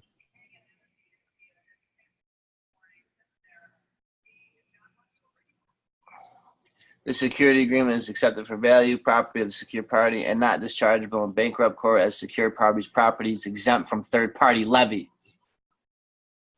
So people that were in that bullshit-ass note program, and everybody getting frivolous filings, et cetera, et cetera. Some frivolous filings aren't. The frivolous filings are just a test, and then they show you what you left abandoned, because they know you didn't fill the paperwork out, so they sent you a frivolous. And then people get stuck, or they blame the guru or whatever, whoever filled their paperwork out, and then blame the guru or their mentor, blah, blah, blah, that they didn't explain them how to fish and all that good story and excuses. And with a frivolous filing, it gives you a name at the criminal investigation department, and you put the same tax return and tax assessment right back into it. That's your test. You have to know who you are and know what you're doing. The minute that you start asking them for stuff and not telling them or instructing them, they got you. They know. They're just going to play dumb and act like they don't know what you're talking about. That's all they do. They just act dumb. Well, I don't know what that is. What's a QSIP number? I don't know. Well, why do you have a NIAX account? Why do you have a securities account then? Why do you have a cage code then? What is this? Try and play me. Go play yourself. Help yourself. Page default. Failure by debtor to pay debt secured hereby when due. These are just terms of default. Any breach, your breach is non-performance.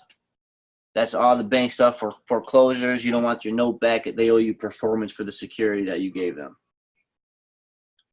Then there's a mortgage and then there's a note. There's two. You have to deal with both of them. You have to have a security interest in both of them. Because the note is your application that gets you the mortgage.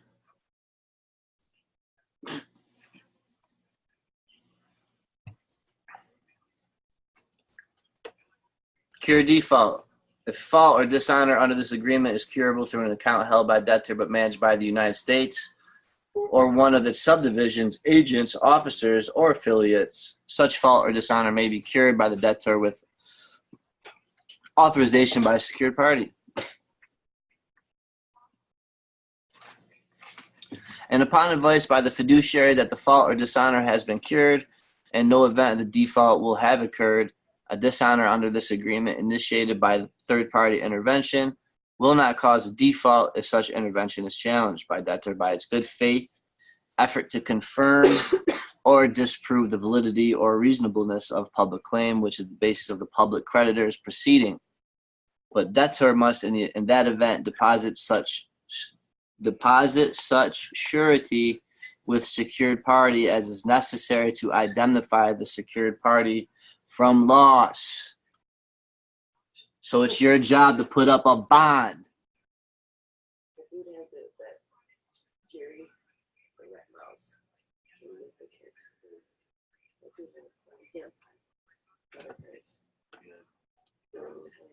So if you default them, you can accelerate the default. That's what that's saying. Liquidation of collateral.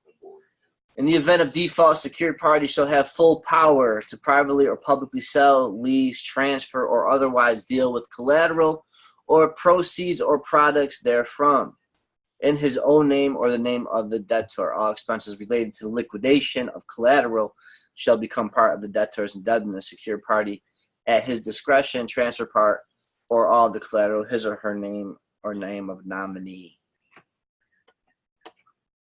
Rights and remedies. The secured party shall have all rights and remedies of the secured creditor under the provisions of the Uniform Commercial Code, as it has been adopted in the state where part of all of the collateral is located. So if you're in New York State, your collateral has to be located or defined where it is.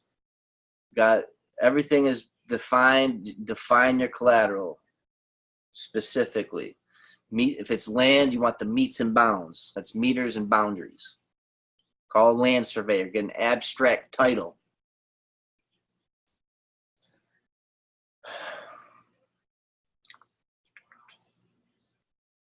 Okay, is located or presumed to be located, including but not limited to the right to proceed with self-help with or without public court or tribunal. Rights and remedies available to secure party may be exercised singularly or jointly and in all venues and jurisdictions concurrently and the sole discretion of the secured party. Okay. So I'm in New York. You're gonna put the place that not where you were not where you were born. This is gonna be where you reside, where you're living now. So I'm living, I guess, in New York, even though I travel every day. The governing laws of this agreement is the agreement of the parties supported by the Uniform Commercial Code as adopted by legislator of all states and the state of New York. International contract, the unwritten law merchant as practiced before the Uniform Commercial Code was promulgated and applicable maxims of law.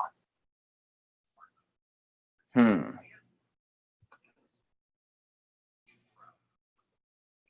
goes into servability, your waivers, and then I make stuff neat on my pages.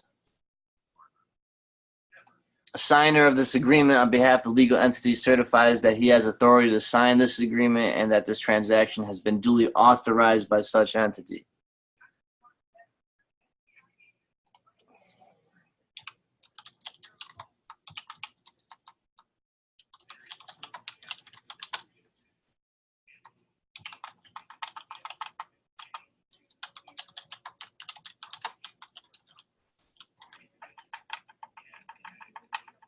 And then here you guys go, just add your signature block, change your date of the jurat here.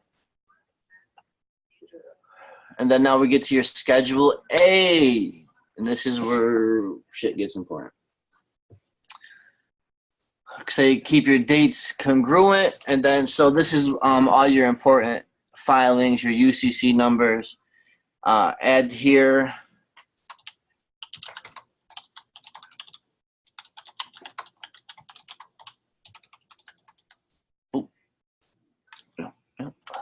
Okay, and then so this is your certificate of birth. I put in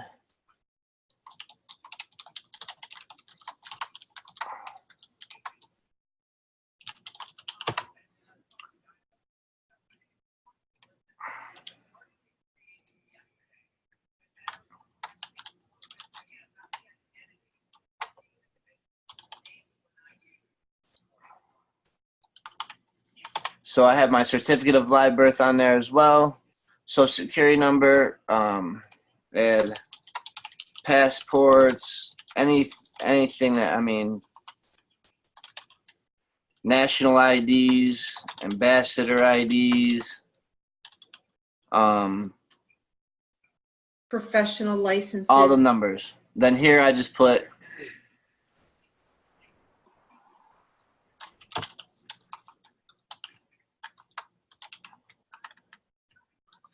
all UCC file numbers and all addendums. Because you guys are going to be filing, like, you know, at least off jump for UCC 1s and a UCC 3 to assign your bonds to the treasuries. So All right, so G, I have the legal notice and demand. I actually got it from what's that clown's name? Tim Turner. I think that's his, but I dissected it, added my sauce to it, took some of his stuff out, got the generalities of what he was trying to accomplish with that document, and then I'll hand mine out. But that's what's referenced in G here, that legal notice and demand, and I'll give that. We'll go over that next class. And so add your county here.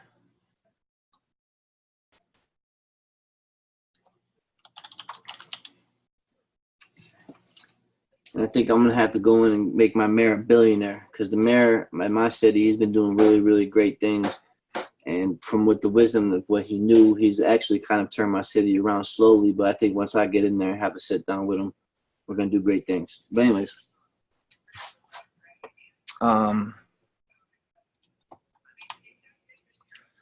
So this is incorrect. This is how you write your name as a fact. You don't want to do that. You want to keep your name as private. I never write my name this way anymore. I used to do it. I was wet behind the ears. There's no real authority behind it.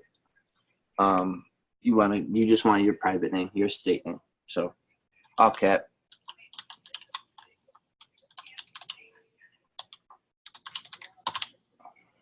And do that, it's for the same. Okay, and it goes into more. And then here's your indemnity bond, your insurance. This is the bond that you're going to be putting up. Change this to blue.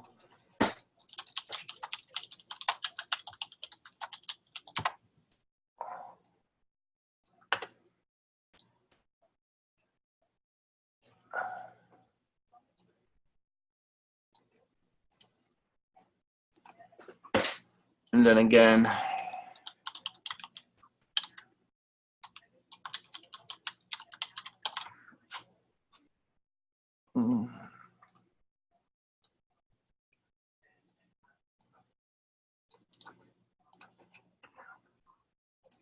and I just like my stuff neat.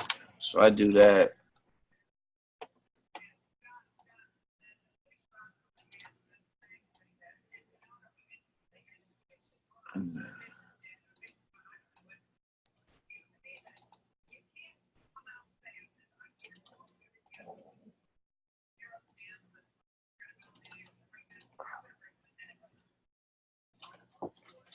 And there you go. There's your security agreement. And that's what's giving you your security interest in your estate name, or your trust name, I'm sorry. And again, the lien comes from UCC1. That's going to be our last document that we're going to finish up on. And then we'll go over the BC bond order, your international bill of exchange. We'll go over your indemnity bond, how to register them, and then we're going to put your trust pack together. And then once, you guys have your trust set up, we'll have to figure out, I have sureties. You have to have people that, in order to be a surety, you have to have people that already have their trust set up with the Treasury, and I do. And I have other people that do as well. And I'll get how much they charge to be a surety, because they're going to be placing their personal information and thumbprints on hundreds of billions of dollars. Okay? It's not a joke. It's to be taken very, very seriously.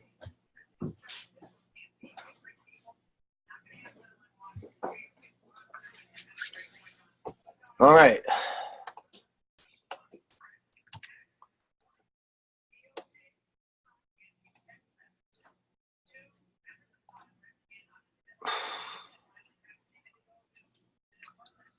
All right, let me think if I'm missing anything, if I want to go over anything more.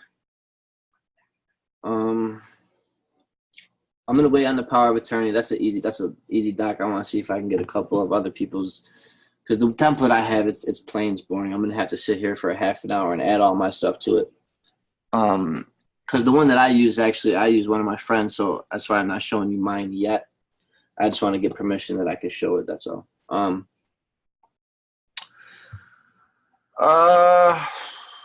Shit. All right, I'll open it up for questions and whatever you guys have to ask. You guys can go off topic. It could be on topic. Whatever you guys are dealing with. Now's the time to ask. That's how you learn. Ask questions. If I can't answer it, I'll ask Sean or Gene. They can answer it. Believe me. No problem. Anything that you guys have that any question, it will be answered. No problem. Believe me, no problem. King, stop. All right. I don't know how to unmute you guys, so you know how to unmute yourself. There's a button or something. I unmuted everybody. Hey, PJ, it's Mark. How you doing? Okay. I'm that good. No questions. You guys shy? That's not you can Can you see hear me. me? Anybody can see it. Don't be shy. Can you hear You me? guys aren't used to me yet or Hello, hello? comfortable yet. Shy. You know, what I'm going to do is I'm going to mute everybody. So if you want to speak, unmute yourself because there's a lot of background noise, okay? Oh,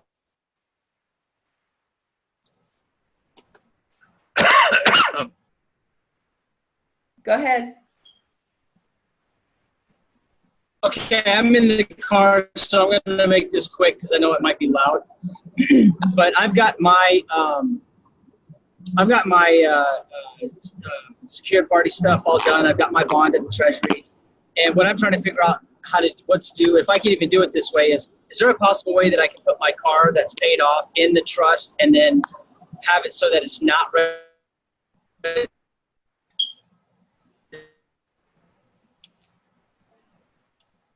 with the state? Because so I don't even need in the states, but the state, and that still gives them a little bit of power to look me up and mess with me. So is there a way that I can put my car in the security agreement and protect it so that I'm basically, they can't pull me up? Oh, go ahead, you know. PJ.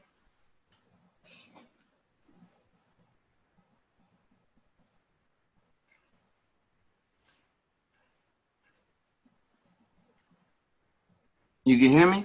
Yeah, go ahead. All right. I'm going to pull it up right now for him. So you're going to put, yes, you can add this to the, it's not to the, let me think. You add it to your Schedule A, right? And then you're going to file a UCC, and I'm pull up the UCC for you right now. All right. Okay, and what I'm opening up here, guys, is, believe it or not, it's a great foundational pack. It's from Stop the Pirates. And for a foundation, I mean, it's got pretty much everything on here. What it lacks is what everything else lacks is the procedure of shit. So, but I mean, for foundational, I mean, that package for $50, it's beautiful. And,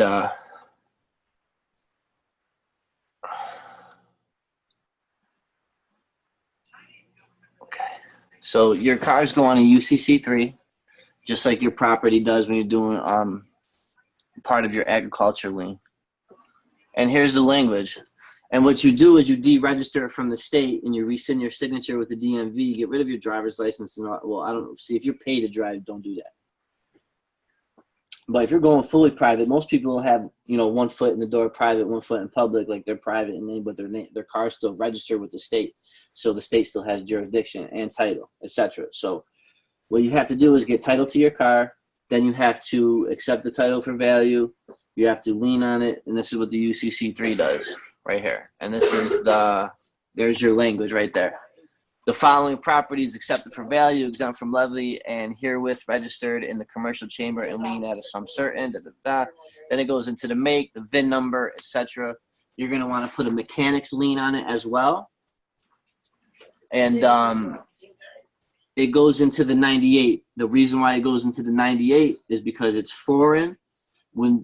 And anything foreign to the corporation, there's no jurisdiction over it. It'll be private. The place that you will get is you're gonna contact the Department of State and go to the foreign department, and that's where you get your license plates from. And that's when you don't get pulled over, and that's when you don't get yanked out your car. People riding around with them private plates. So after I do this, I'm gonna go to. We're having, Oh, sorry. Go ahead. You're breaking up. Yeah, I'm muting and unmuting because I'm in the car. No, I get that, but So I'm trying not. I don't like all the background noise. So I just asked the question and you'd help. Okay, sorry about that. I was just wondering, reiterating what you said. I'm gonna get my license or return my license, get my title back from the state. Am I going through the Department of State for that, or is that the Department of No, Transportation? text me and I'll send you a read and a step-by-step how to get the MSO, original manufacturer, statement of SMO, statement of manufacturer's Right. MSO, manufacturer's statement of origin. I'll show you how to get that. Okay. And then this packet that you have that you pulled up, that was off of Stuff with Pirates? Yes. Yep. Okay. That's where I get, Okay, cool. beautiful foundation. It's in depth. He has over 1,000 files in this pack. He has bonds. He has indemnity bonds, surety bonds. I'll go through it for you guys real quick. I know where everything is. So this is called the Yeah, I'll check that out. 4.5. Keep going. I was just going to say, to add on to that, I have a bond backed by Pure Silver that I am in the process of using to insure my car privately. Okay. While the car is in the trust, and then I didn't know if I needed to get private tags or if I could actually register the tags I have in the trust, so that way I'm not attracting any attention. Or should I just get the private tags, and then it doesn't matter because I'm protected anyway? Shoot me shoot an email so I remember. I'll shoot you the foreign Department of State number that you call that, and they set you all up, and I'll instruct you. Okay. Plates. I'm not gonna take state plates and put them in a private trust. You're mixing public and private again. You don't. Yeah. Well, I kind of had a feeling that was the case. I've just heard that some people get private plates and then they get fucked with all the time. Right. No, they do, because it's not right. It's not the. Right. It's cute. It really is, because they got balls, and you know what I mean. And it's cool. It really is. And I have nothing bad to say about it. It's just you really don't want to get messed with, and you really want to stay in the private. There's certain ways to do it, and there's certain ways to recognize and have them recognize it and have your status recognized. Also, if you want to do your insurance for the car, it's a surety bond. You put a security agreement, put it on a UCC1. You go down to your Secretary of State, you authenticate all that, and you lodge it with her, and that will be your insurance for your car. And you can do it for $1 million. You're not going to have any car worth more than $1 million unless you're around, me and my friends. Give it time, and I will be. Absolutely. There you go. No, I was just going to say that I did get my own indemnity bond, surety bond, backed by the Pure Silver. So it's an actual real money bond. And I can use that to insure my car, but I didn't know if I needed. I'm still learning how to not mix the trust that I have and the estate that I've got with the Treasury. You know what I mean? So I got a 98, I got an 82. I've got this one set up through the UCC1. So I'm learning how to use each of those without mixing them and knowing what each one is used for. Okay, that's something that we'll build and develop, through this. But absolutely, I'll explain to you what you're doing, so you're in a good position right now. So what you're now you're in a position to where you can, as long as you have your birth certificates authenticated, now we can, if you have the 98s, now we can go to the bank, open up a brokerage account. I can show you how to hire a wealth manager and a security broker, and we can begin to dissolve your estate into and liquidate it into your 98. So you're going to take your social security number, your trust, liquidate that, and then that's your Treasury card. It's white or green. It's not a black card. I know 4 people that got them, and Gene had one too. Oh, right. Okay. Okay, so that's that sounds perfect. That's the position that you're in right now. Right. You know what I mean? Okay. It sounds like you know what you're doing, and then the rest after that, all you're gonna have to do is sit through a class of banking. Right. Well, I've been learning this stuff for about 7 years, and there's still so many little tiny holes that I need to fill, so that across the board I just could have a flat understanding of how it's all working together, because I've learned it in bits and pieces. And so through the classes with you, I want to learn how to kind of see it from an aerial view, so that I see how it all comes together, how it all plays together, because then I'm in a place where I can create my own money, I can create my own rules and laws, because I understand how it's done and how it functions and formulates together. And then that is really learning how to fish. And that's my goal. Absolutely. And we'll get it accomplished. Believe me. Okay, cool. Well, you're ready for a secure transaction, my man. yeah, I'm ready, man. I'm so ready. I've been on that slave ride for way too long. So We all have. I'm ready to take care of some family and friends and get people free and start changing the world. So you'll get an email from Anil, probably from My Kick-Ass Freedom, Awesome. the Gmail. So look out for that. And then, so I'll hit you up. And then since we got this on the recording, I can go through it a few times, write down the notes, because I'm on a road trip down to Colorado right now, so I haven't been able to really write out all the notes talking about. Oh, Smoke website. one for me. What's that? Smoke one for me, man. Oh, I got a bunch for you right here. Good. I just got off the my friend's own organic or Hood River Cannabis, which is an all outdoor organic medical cannabis. Tell them to call me. See if we could put some actions and protect their business. Yeah. Well, he's already working with me on just. Okay. I'm just getting him caught up on basic stuff. So once I can get you guys together, I can get you plugged with him because he's connected with these growers internationally or nationally, and I'd love to get you guys plugged in together. But we'll talk about that on the email. Teaching him, 'cause that's how you learn too. So keep doing that, and then if you ever get stuck or something, shoot me a message. Okay. All right. All right. Sounds good, brother. And the last thing I was going to ask you was earlier when you were talking about the website to go to for $8.99 or whatever. Are you talking about Scribe? Yes. Or were you talking about Scribe? Okay, cool. All right. I always get the annual membership for that one, so I got that. Yeah, I love that website. SCRIBD, B as in boy, Yep. D as in dog.com. Yep, that's all. I've got a shortcut on my desktop because I go to it so often. So Yeah, me too. yeah. So all right, brother.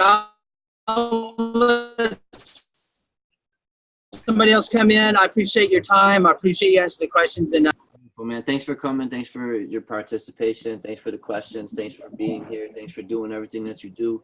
Keep staying strong, dude. You're gonna finish. You're gonna just stay persistent. You're gonna whatever your goals are, your dreams are. We're gonna help you get them done, accomplished. thanks, brother. All right. All right. I'm gonna go over this real quick though. I forgot. Somebody asked me last class about the bank fraud. And here's the first one right here. A national bank has no power to lend its credit to any person or corporation. I'll say that again. Let the cognitive dissonance sink in. A national bank has no power to lend its credit to any person or corporation.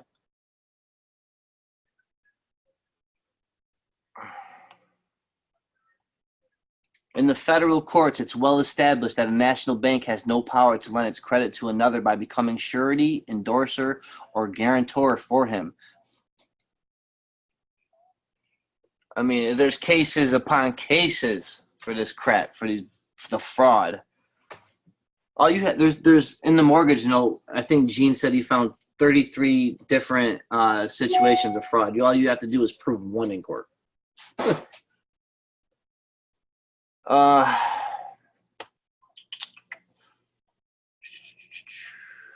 word money in its usual and ordinary acceptation means gold, silver, or paper money used in circulating medium of exchange. A promise to pay cannot, by argument, however ingenious, be made the equivalent of an actual payment. This is why once you register on a promise to pay the note, it becomes a security. And I'll show you how to register these notes, put the set-off on the back, because that's what I'm doing this weekend. You got to go down, see the Secretary of State, get all your stuff authenticated. This is what I'm talking about when it's controlled. It's not like you can just say, all right, I know what I'm doing, and I'm going to go drop $1 million on the dealership. Nah, believe me, you got to go to the state. You got to get your stuff authenticated. It's beautiful. It's a beautiful process. It's nothing to worry about. Believe me, you're high up. You guys are elite people. You're using your heads. You're riding the goat. You're climbing the grease pole. This is what Masons talk about. Because you're not in your animalistic point of view no more. You're not, barbaric. You're not in fighting your brother. You're not in war. You're at Hotep. You're at peace of mind. You're working through love and light. You're on a different frequency. You're not vibrating on that low level shit. All right, a bank is not holder in due course upon merely crediting the depositor's account. So what this means is when you sign that mortgage and the note, once you signed it, they deposited it under a cash item, and that's in accordance to Title 12 USC 1813, subsection L, subsection 1. And then this read is in the group, so I'm not going to go over or nothing. But when I talk about Regulation Z, I'll show you that in my notes right here.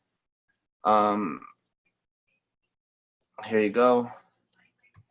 The doctrine of ultra vires is the most powerful weapon to keep private corporations within their legitimate spheres and to punish them for violations of their corporate charters. And it probably is not invoked too often.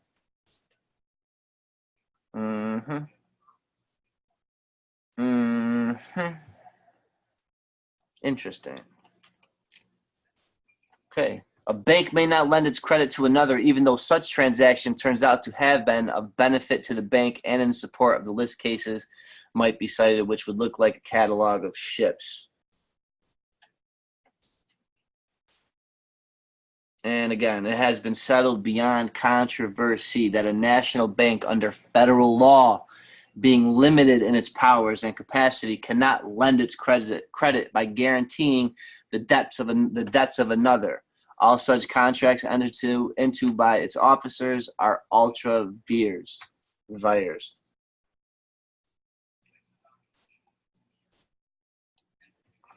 There you go.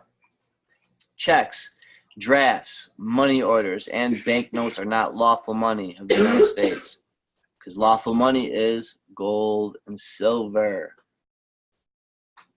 Good book to read. All the publications that the Federal Reserve's placed out, read them all.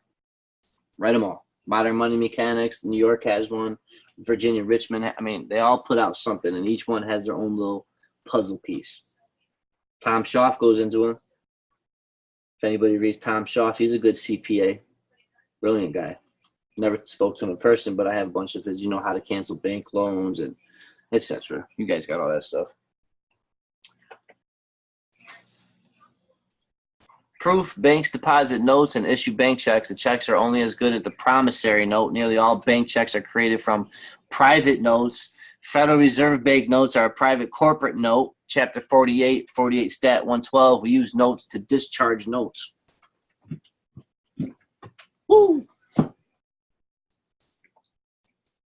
And then this goes in questions you can ask the bank. I mean, it gives you definitions, the bank loan, gold or silver. And I mean, Gene has the golden key, and if we get permission from him, we'll see if he'll share that with you. Gene has private banking. Gene has everything. And he's going to, hopefully she's going to share a bunch of the shit with you guys. So I can't. I don't have permission. What is this you're reading right now? Okay, so this is a memorandum on this is part of a foreclosure, and this is an exhibit. So this is a memorandum of law on bank fraud. Can I search for that document, or is that something that's specific to? I'll just repost it in the group. I'll have Laurel post it. Okay, I'm going to check that out. Everything that I went over today, I'll just post it in the group. But it's already in there, but I'll just repost it because it's probably towards the bottom. What else it goes into? Then there's your summary. The banks deposit your mortgage note in a checking account. The deposit becomes the bank's property because you don't have a security interest or a UCC1 on your note and mortgage. And once you deposit it, you have to ask for a trust receipt, UCC 3-501. They withdraw money without your signature and call the money the bank's money that they loan to you. The bank forgot one thing. If the bank deposits your mortgage note, the bank must credit your checking account, claiming the bank owes you $100,000 for the $100,000 mortgage note you just deposited. The credit of $100,000 the bank owes you for the deposit allows you to write a check or receive cash. That's what I'm talking about. I'm going to pay myself tomorrow. Just 5 Gs. I'm going to take a 5G bank check, write one out to myself, put the language on it, private, special deposit, see me. Because what's the difference between putting a $5,000 check in the account? I know you can say, oh, it's check kiting, I get it. But go for a loan, it's the same thing. It's your name and you're putting your deposit in. It's the same thing. You're just removing the middleman. Yeah, exactly. They can charge you a transfer fee. The bank's still gonna make money. You guys, you know what I mean? Patrick Devine talks about transfer fee, and filling out the 1099-A right there for the transaction.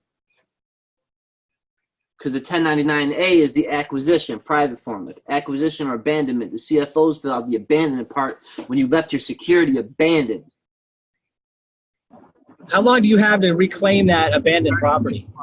36 months. 30 You could probably claim it whenever, but they go in after 36 months. There's a 36-month trial period. Then they go in after 36 months. They don't always get it. I mean, you know what I mean? I don't know how it's done. Okay.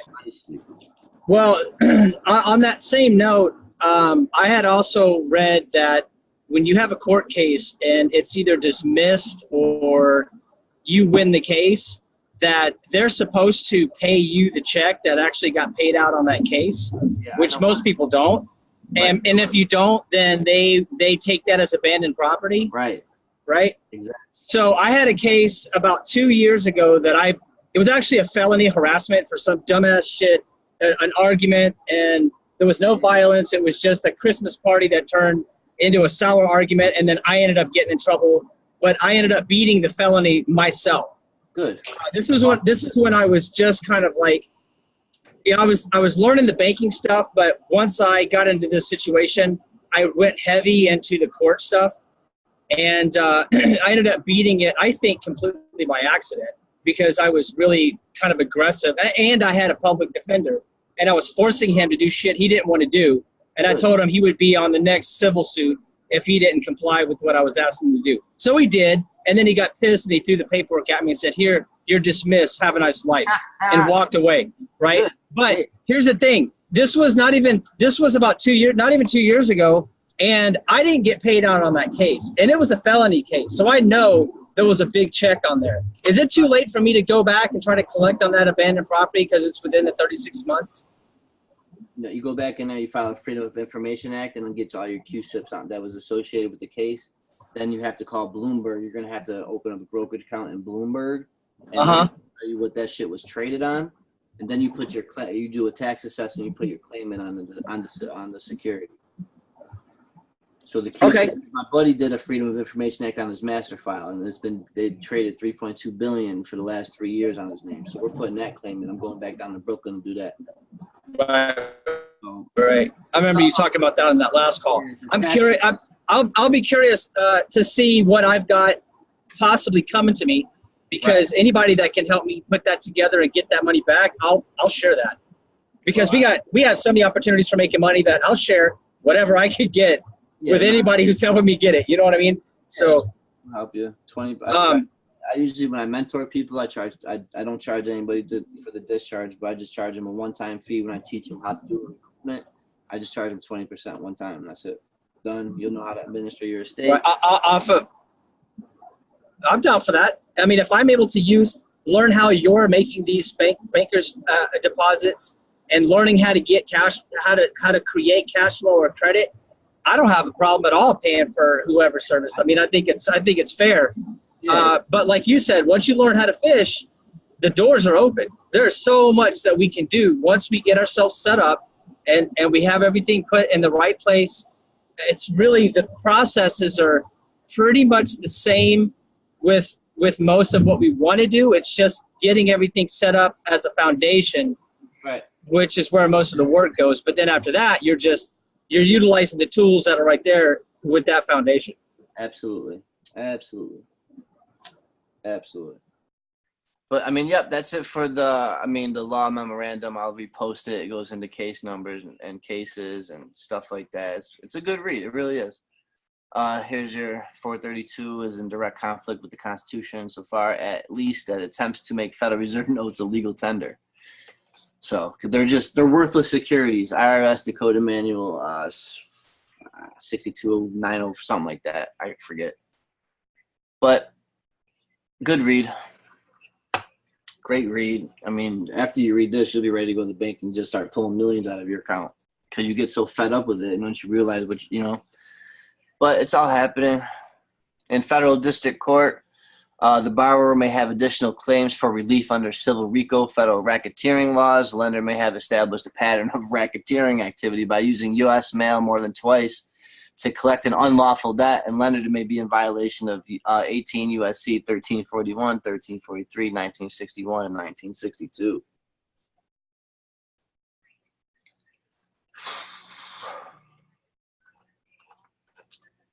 And then it goes over the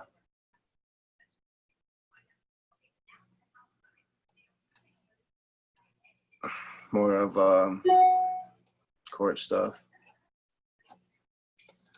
And there's that. And then, so here's the package. All right, so it has secure creditor 1, secure creditor 2, activate your Fed account. This goes over the, when I did my discharge video, here's one of the documents that I used. Dispute the debt, divine right of use. Here's your claim on abandonment for your Federal Reserve account. Here's your activation of the Federal Reserve. This has to go to the Federal Reserve Board and the bank, but you have to be expatriated and you have to have certain shit lined up before you start doing all this. This is interesting. So this would be your instruments, some of them. Your cover letter for the bonds. Here's a money order. I'm sure you guys seen all these, but I'll pull a couple up real quick. So there's your money order. But up here, I would use a registered mail number and not a certified mail number. Oh, fuck. There we go. And then just move everything up one. So the treasury is your payee. Your account number is a social, no dashes. And then the memory account number, this is where I would put the G number and the private bond exemption number from the back of your social. And here you go. Signed, boom, boom, boom. IRS Technical Support Division, care of the Treasury UCC Contract Trust Department of the IRS. I haven't used one, though. Looks like your bill of exchange. Yeah. Let me see. I think this is Winston's. I think this is part of Winston's. This is for California. Yeah. See? Registered. California. Then you put your UCC filing number on there. How much it is. Paid to the order of. Damn, man. Stop moving. And all you got to do is send the notice to what the IRS, let them know that you created a financial instrument so that when they receive that, it's not frivolous or fraudulent. Well, you go to your How does that Secretary work? of State. You go to your Secretary of State. All right, but see, before you start creating your notes and stuff, you have to have. Hold on, let me show you. That's all right. I was just curious why people were having. You got to do it now because I'll forget, and I'll show you my filings. All right. Okay. Well, that'll be good because then I can just re-watch this. Well, because sometimes you got to see it. You know what I mean? See what I'm talking about? You got to see because it's hard for me. Yeah, I'm a visual person. Once I see it once, I got it. You know what I'm saying? It's trying to formulate words into visions that I typically have to go through over and over again.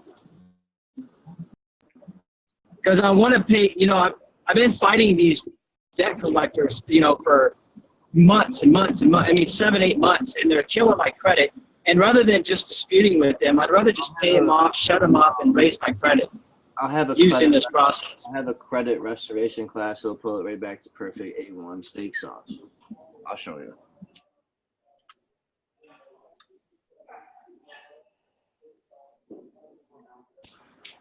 I gotta find it. All right, so this was my set-off bond when I went to go first purchase a home for $1 million. This was my set-off bond to Jacob Blue. And there you can see the assignment if you go into that one right here. That's showing that assignment. All right, so one of these is right one. So is Jacob Lew the Secretary of State? He was the Secretary of State before Mnuchin. It's Mnuchin now.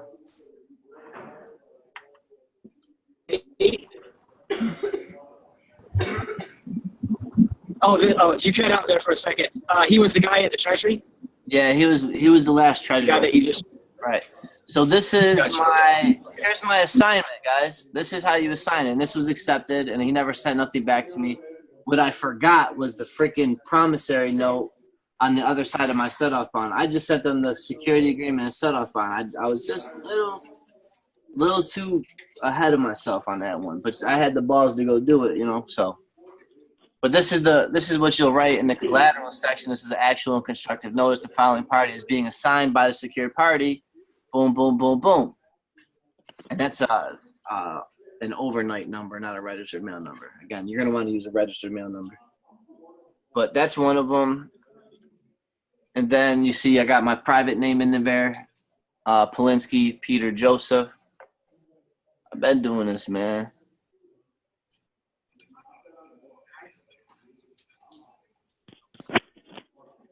But I'm going to show you what I mean by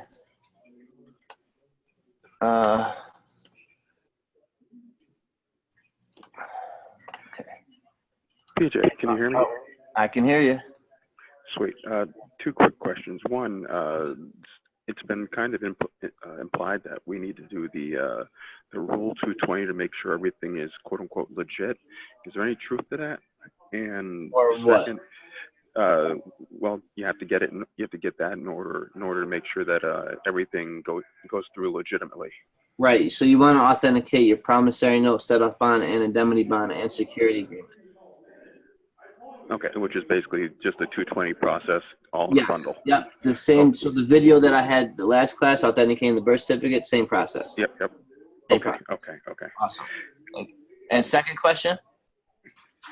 Just I got caught up on the first one and it blew out of my head, man. My bad. It'll come back to me. All right. When it comes back to you, just chime right back in. Oh, There you no, go. you had mentioned the 25%. To 20% do the of the recoupment. 20%. You guys got to You get just set do- up, and you want to get whatever you want to do. We can do 25 years going back to your bank accounts. I mean, there's many options we could do. All right, I'm gonna I'll text you. Awesome. So we can talk. Cool. All right. So this is what I'm talking about when you have to register your promissory notes, your indemnity bonds, your offset bonds. And this is, all right, so I claimed $100 billion. The value of the secured party's claim is 100 billion United States dollars, USD. This is the entry of the debtor in the commercial registry and public notice of commercial transaction. The secured party hereby secures all rights, interests in the said property. So I just claimed 100 billion, and now when I go register, when I see the PJPIB, you guys have to keep your ledger. So you see how the checks, those are international bills of exchange.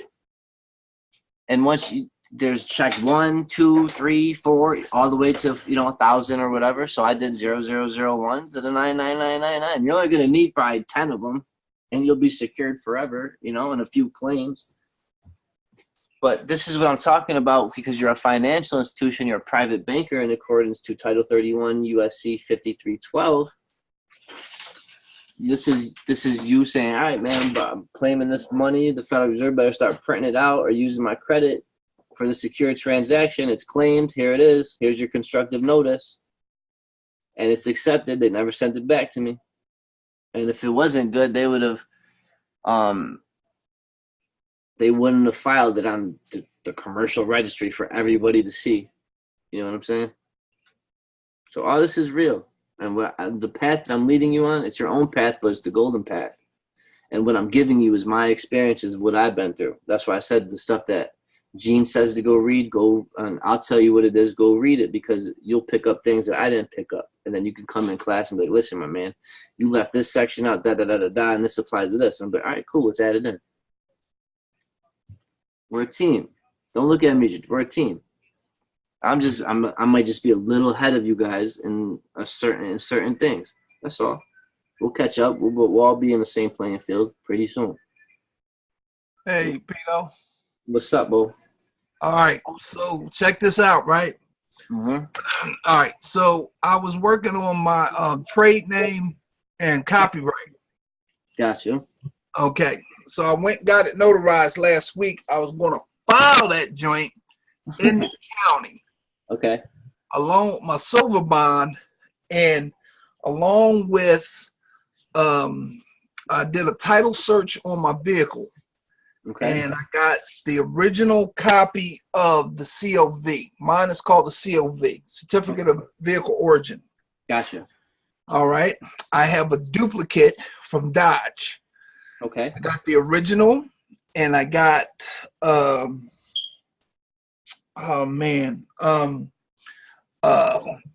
my affidavit of ownership.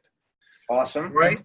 So what I was going to do, I was going to file that in the county and get a certified copy, and then go get that authenticated. Beautiful. Okay, but along with my fee schedule. But Awesome. here's what I did with my my trade name. Okay. All right. Damn, I can't get out this screen. Shoot. Wait, let me get the original. All right, so what I got, and here's my question. Before I file this into the county, okay, what I did, and I got this filed in the state of Georgia as well, which is real sweet. In the section, there's a section in the, oh man, I got so much stuff here. There's a section that's in the trade name. If I could get out the screen, man, that would be great. Hold on, there we go. All right, so, all right, man. All right, let me see if I can pull this up real quick.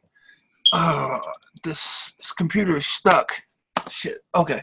All right. So in there's a section. Either I believe I added it or it's in there. Okay. And basically, what I did is I made up my own trademark. Okay. All right. Okay. So what I did is I took my 10 little fingers, dipped them in some red ink, put them on some paper. Gotcha. Took a picture, put it in the middle. Gotcha. Took my size 13s, put some red ink in the pan, put it on a piece of paper, scanned it in, and put it in my put it on this this trademark. All right, and I put my signature in the middle. So I got a nice little box. So the question is, and this is what I'm torn on. Okay. I was going to file the trademark in there. Okay. In the county, but I was going to blank out my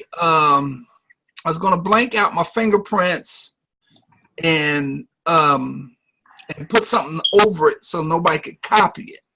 But when it came to carrying the originals, I would have the original with my picture, my autograph, my fingerprints, my footprints, all right, and my trade name.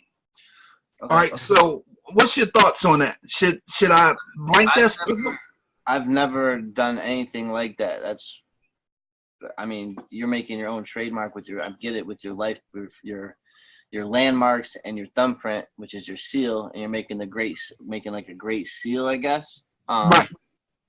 Well, the point of it is you have to understand. All right. So when I wouldn't send them like. I don't know. See, I put my thumbprint on everything. I never put my landmarks on anything yet, though. That's cool. That's a new thing. Right. So I'll show you what I do for this is what I'm talking about when we get to the UCC filing, and this is how you're going to be able to enforce your common law copyright, because it's going to be on the collateral section right here.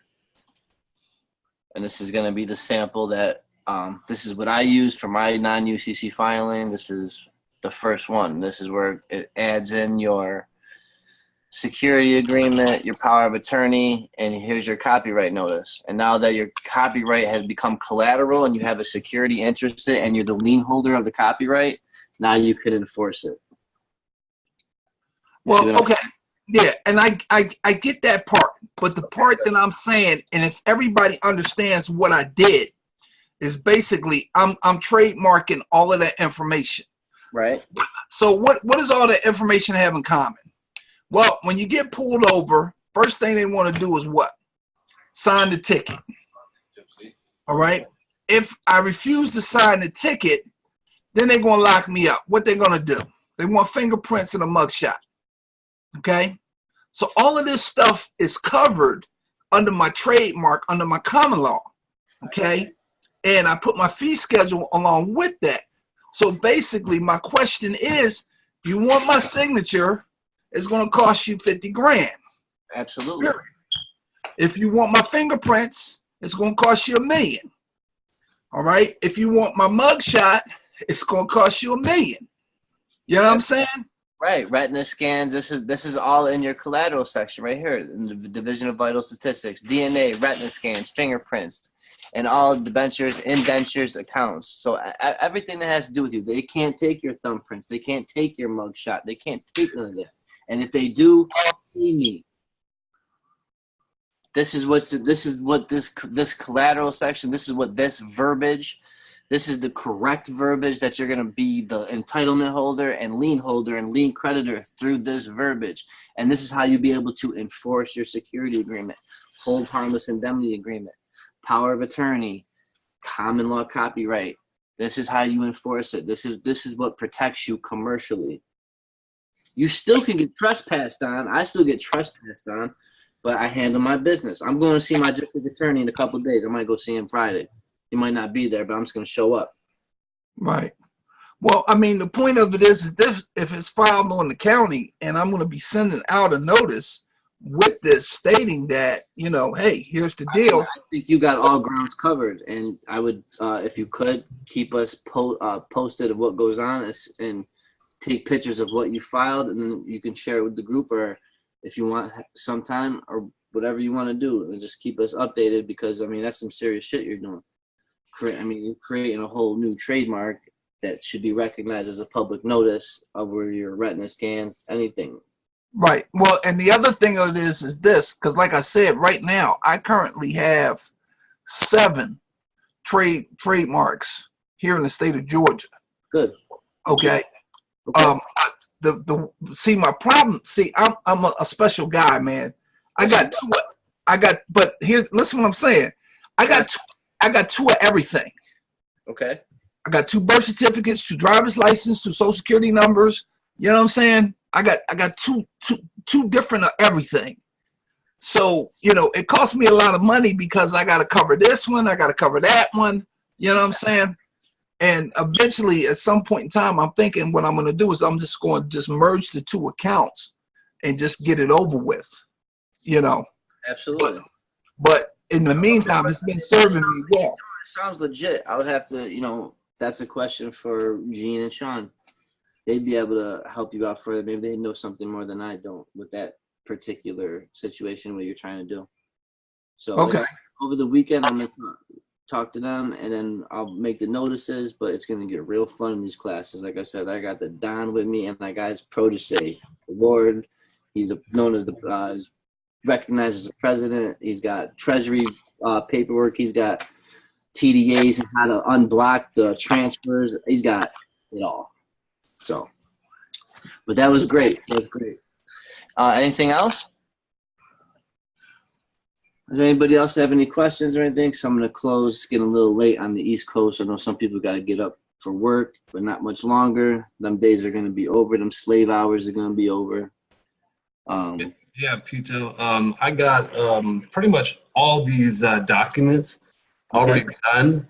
I just don't have a power of attorney. Now, do you have that in your UCC1? Yes, it's right here. Okay, so how would I add that to all the rest of the stuff I already have? as in pertaining, you just right here. See, you'll have your footnote, and then it gets listed as collateral in the collateral section of the UCC1, and this is how you'd be able to enforce your power of attorney. So when you're sending your paperwork off, like a copyright or a power of attorney, you send it with your UCC1 and security agreement. Okay, cool. Okay. Does that answer your question? Or am I Well, leaving- yeah. And do you have the template for it so that I can kind of use that? Yeah, shoot me a message and I'll send you mine. Okay, cool. Yeah, I just can't show it in front of class because I combined mine with this girl's, and I'm sure she doesn't give a shit, but I just want to, I protect people's privacy. So, Okay, awesome. But yeah, I'll send you mine. Everybody can have mine. You guys can have all my shit. Oh, awesome. Cool, man. So whatever you guys need, just get with Laurel. She has all my documents. Yeah, it's no big deal. I'm not worried about it. I don't keep secrets or intent. I don't, I'm not above it. It's all been done before, and I've had help, so no Right. problem. It's absolutely no problem at all. And thanks for coming to class, man. I appreciate it. Yeah, thank you.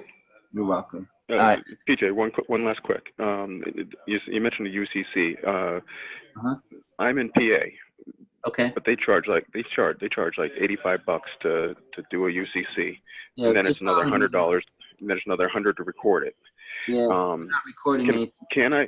Can I do that through New York to get it Absolutely. and then record it in Pennsylvania? Yep, I got people in Australia, New York, Texas, Oklahoma, California, Missouri. We all file it in New York. New York's the Babylon, New Babylon. It just goes right through. It's $20 when you're doing it. If you need help, call me. I'll help you with it. Take us about 20 minutes. But yeah, All right, yeah. what you do is we'll file it in New York, and then I'll show you how to make a public notice with your Secretary of State and then your county. All right. Yeah, Well, I'm gonna be texting you so we can get on that anyway. So, all right, I'll talk to you soon. Cool. Hey, Peter. Mate, I knew you was here, mate. You could tell him. All right, guys. So the guy talking, these are my family out in Australia, and these are the guys that I helped them. They did a lot of the work. All I did was just stay by their side. They filed the paperwork. They turned all the paperwork that I brought over there from the U.S. The guy speaking right now, Mr. Evans, he took all of the paperwork and Australianized it. And so him and his missus, are going through some tax thing, but we just discharged a certain amount for Mr. Evans' corporation, and now we're going to move forward and discharge a $900,000 mortgage, right, mate? Yeah, mate. Yeah. Can you just get 5 minutes in the next 24 hours or less? Just check that commercial security agreement. I'll put it up in our chat box and see if it's right. All right, yeah, I haven't really looked at my phone today. Just like That's fine. I'm going to Canberra tomorrow to a notary, and I want to get all that stuff in the mail tomorrow afternoon out of Canberra. I'm coming over there quicker than I thought. Yay. When? There she is, Sonia. What you doing? Hey, PJ, I'm good, thanks. I miss you guys. Yeah, we miss you too. But I'll be over there, and like I said, I'm going to be helping Santos with his paperwork, and I'm going to be creating a group for us. And then, so if he has any questions or anything, I think you guys could be able to help him. But he wants us all to come down there and hang out with him. Where's he, Melbourne? Yes. It'd be too cold in the winter. PJ, get him to come to the Gold Coast. Oh, yeah, I will. Yeah. He'll come to us, whatever we Have want. you told everybody about the success that Tony had using your things for the federal court? Let him. He could say it. I want him to say it because he did it. I just helped you guys. So, mate, is it okay, or do you want me to say it? No, I'm happy to say it. I got hammered in 2015 over a liquidated company. Everything got hammered in the Supreme Court of New South Wales. Knew nothing about the law. Didn't know anything back then. I was a truck driver / farmer. And when they shut down my company, instead of sitting in a truck for 18 hours a day, I sat in front of the computer and just kept learning. And finally, we found the needle in the haystack with Sonia found PJ in a Facebook group. He commented on someone's post somewhere, and we linked up. PJ came out and helped us with all our original documents, which is what he's gone over today, plus a few more. He taught us how to do a discharge through Treasury. I got contacted by the lawyers for the liquidator. This is going on about 2 years. I never handed any of my assets over. I just kept just kept hold of them, stood on my square. They finally contacted me and said, summons me to go to court, federal court in Australia in Canberra. And I said to them, well, I haven't got the books of the company. I'm happy to settle and pay. What do you want? And they come back to me with one email wanting 800 grand. Then he come back 2 minutes later, typical lawyer, dropped it by half to 400 grand and said, sell it for 400 grand. I said, Butte, I guess he was expecting me to argue, but once you're a creditor, you don't have to argue. We just said, great, we'll accept it. I took his letter or his notice to me saying that he'd accept an offer for 400 grand. I converted it to a money order on the bottom of it, paid it to the order of the US Treasury, put all his bank details on it for credit of my account, of course. Filed it on the UCC, as PJ said, in New York.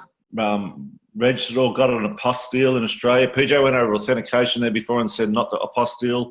I'm still not sure which one's the right way to go out here, but however, we just take apostille and we'll just keep it. Everything's authenticated. That's all. We authenticate everything. Yeah, and we put it into them, and 48 hours before we were summoned to go to court, I put in a default in it that if they default on the payment, we were going after for 10 times damages, which I've still got to do a default notice now because they haven't returned my company assets to me yet, or the books, but everything else I have. And yeah, they just pulled the case from the court 48 hours out, and just said you're not required in court. And they also had it secret. It was a judge in chambers decision, and it was not to be revealed for public consumption or something to that effect. Public view. Not to be, Woo! Yeah. 400 grand gone. See you guys. So we're just in the process. We're going to notarize my stuff to discharge my mortgage tomorrow for the rest of my farm, and it's going to be on the chief financial officer of a bank over here on Monday morning. All the documents. There's just a couple of things I want to clarify with PJ tomorrow. I'm going to put all my basic documents to him, plus a money order. I've already registered on the UCC this morning in New York. Woo! And I've just got PJ to check a commercial security agreement for me because I want to get a copy notarized and sent to him. And we should be in business. That should disappear. Absolutely, mate. And if it doesn't, we'll get the Don over and we'll go to battle. I'll be coming over. I'm coming over, mate. So get ready. I'm trying to bring Gene and Sean with me. I know Sean was over there, and I know Santos needs us over there. So we can do some great things with what you guys have accomplished. You guys should be very proud of the hard work you put in. We're just getting started. Believe me. Yeah. No, you're awesome, PJ. I'm really looking forward to these classes. It's going to be fantastic. You guys are awesome. Thank you for coming. And I'll text. I'm going to call you right after this. All right, man. Great. Take care. All right, I'm going to call you after this. Radio. I love you guys. Thank you for the testimony. Thank you for being here. Thank you, guys. I miss you. I love you. I love you back, PJ. Hey, PJ. What's up? Hey, it's Tanya Rice. Tanya, what's up, babe? You're a Missouri girl. So you coming to Missouri soon? Yeah, I'll be over there July 11th, and we'll link up. So can we hook up then? Yes, we can. I'll give you all the details, okay? Okay, that'll work. I got to go to bed. I got to be up at 2:30 a.m. God bless your soul. Thank you so much for your participation. Thank you for being here. Contact me, and we'll set everything up for you. I will, and thanks, and good night, everybody, and I'll get the email to go over this. Good info. Thanks. Right. Good night. Night. All Thanks, right, everybody. I'm going to close it. Thank you, everybody, for coming tonight. Love you guys. Keep up the hard work. Keep staying persistent. There's no more fighting. You guys don't got to fight anymore. You guys are creditors. You guys are going to be helping out the world. You're in a beautiful place. You're in a beautiful spot. If you're going through anything tough, tough times make the strongest people. So you're going to come out strong through whatever situation you're going. Just know that you're loved here, and you're protect you with any possible way that I can from these trespassers. We're going to do everything through love and light and just through education. Everybody have a great night. I love you guys. Good night. What's up? Quick. Yeah. Hey, you said you were coming to Georgia. I'm going to come down there and fuck with you, all right? I'll be down there. You got to give me until August, maybe. All right. Well, August, I'm heading up to Philly. Well, then I'll come see you in Philly. Okay, bet. I'll be up the 31st of July to August 6th. All right, let me know. All right, bro. Let me know. I'll come see you. All right, man. Peace. All right, everybody. Have a good night. You too. Thanks again. All All right, man. Be safe out there. Okay, thanks. Thank you. Thank you. You're welcome, guys. Gratitude. Call me PJ. My face ain't gonna be better? What was wrong with it? Jacob was here. Good morning. Oh, he was? No. Yes. Done.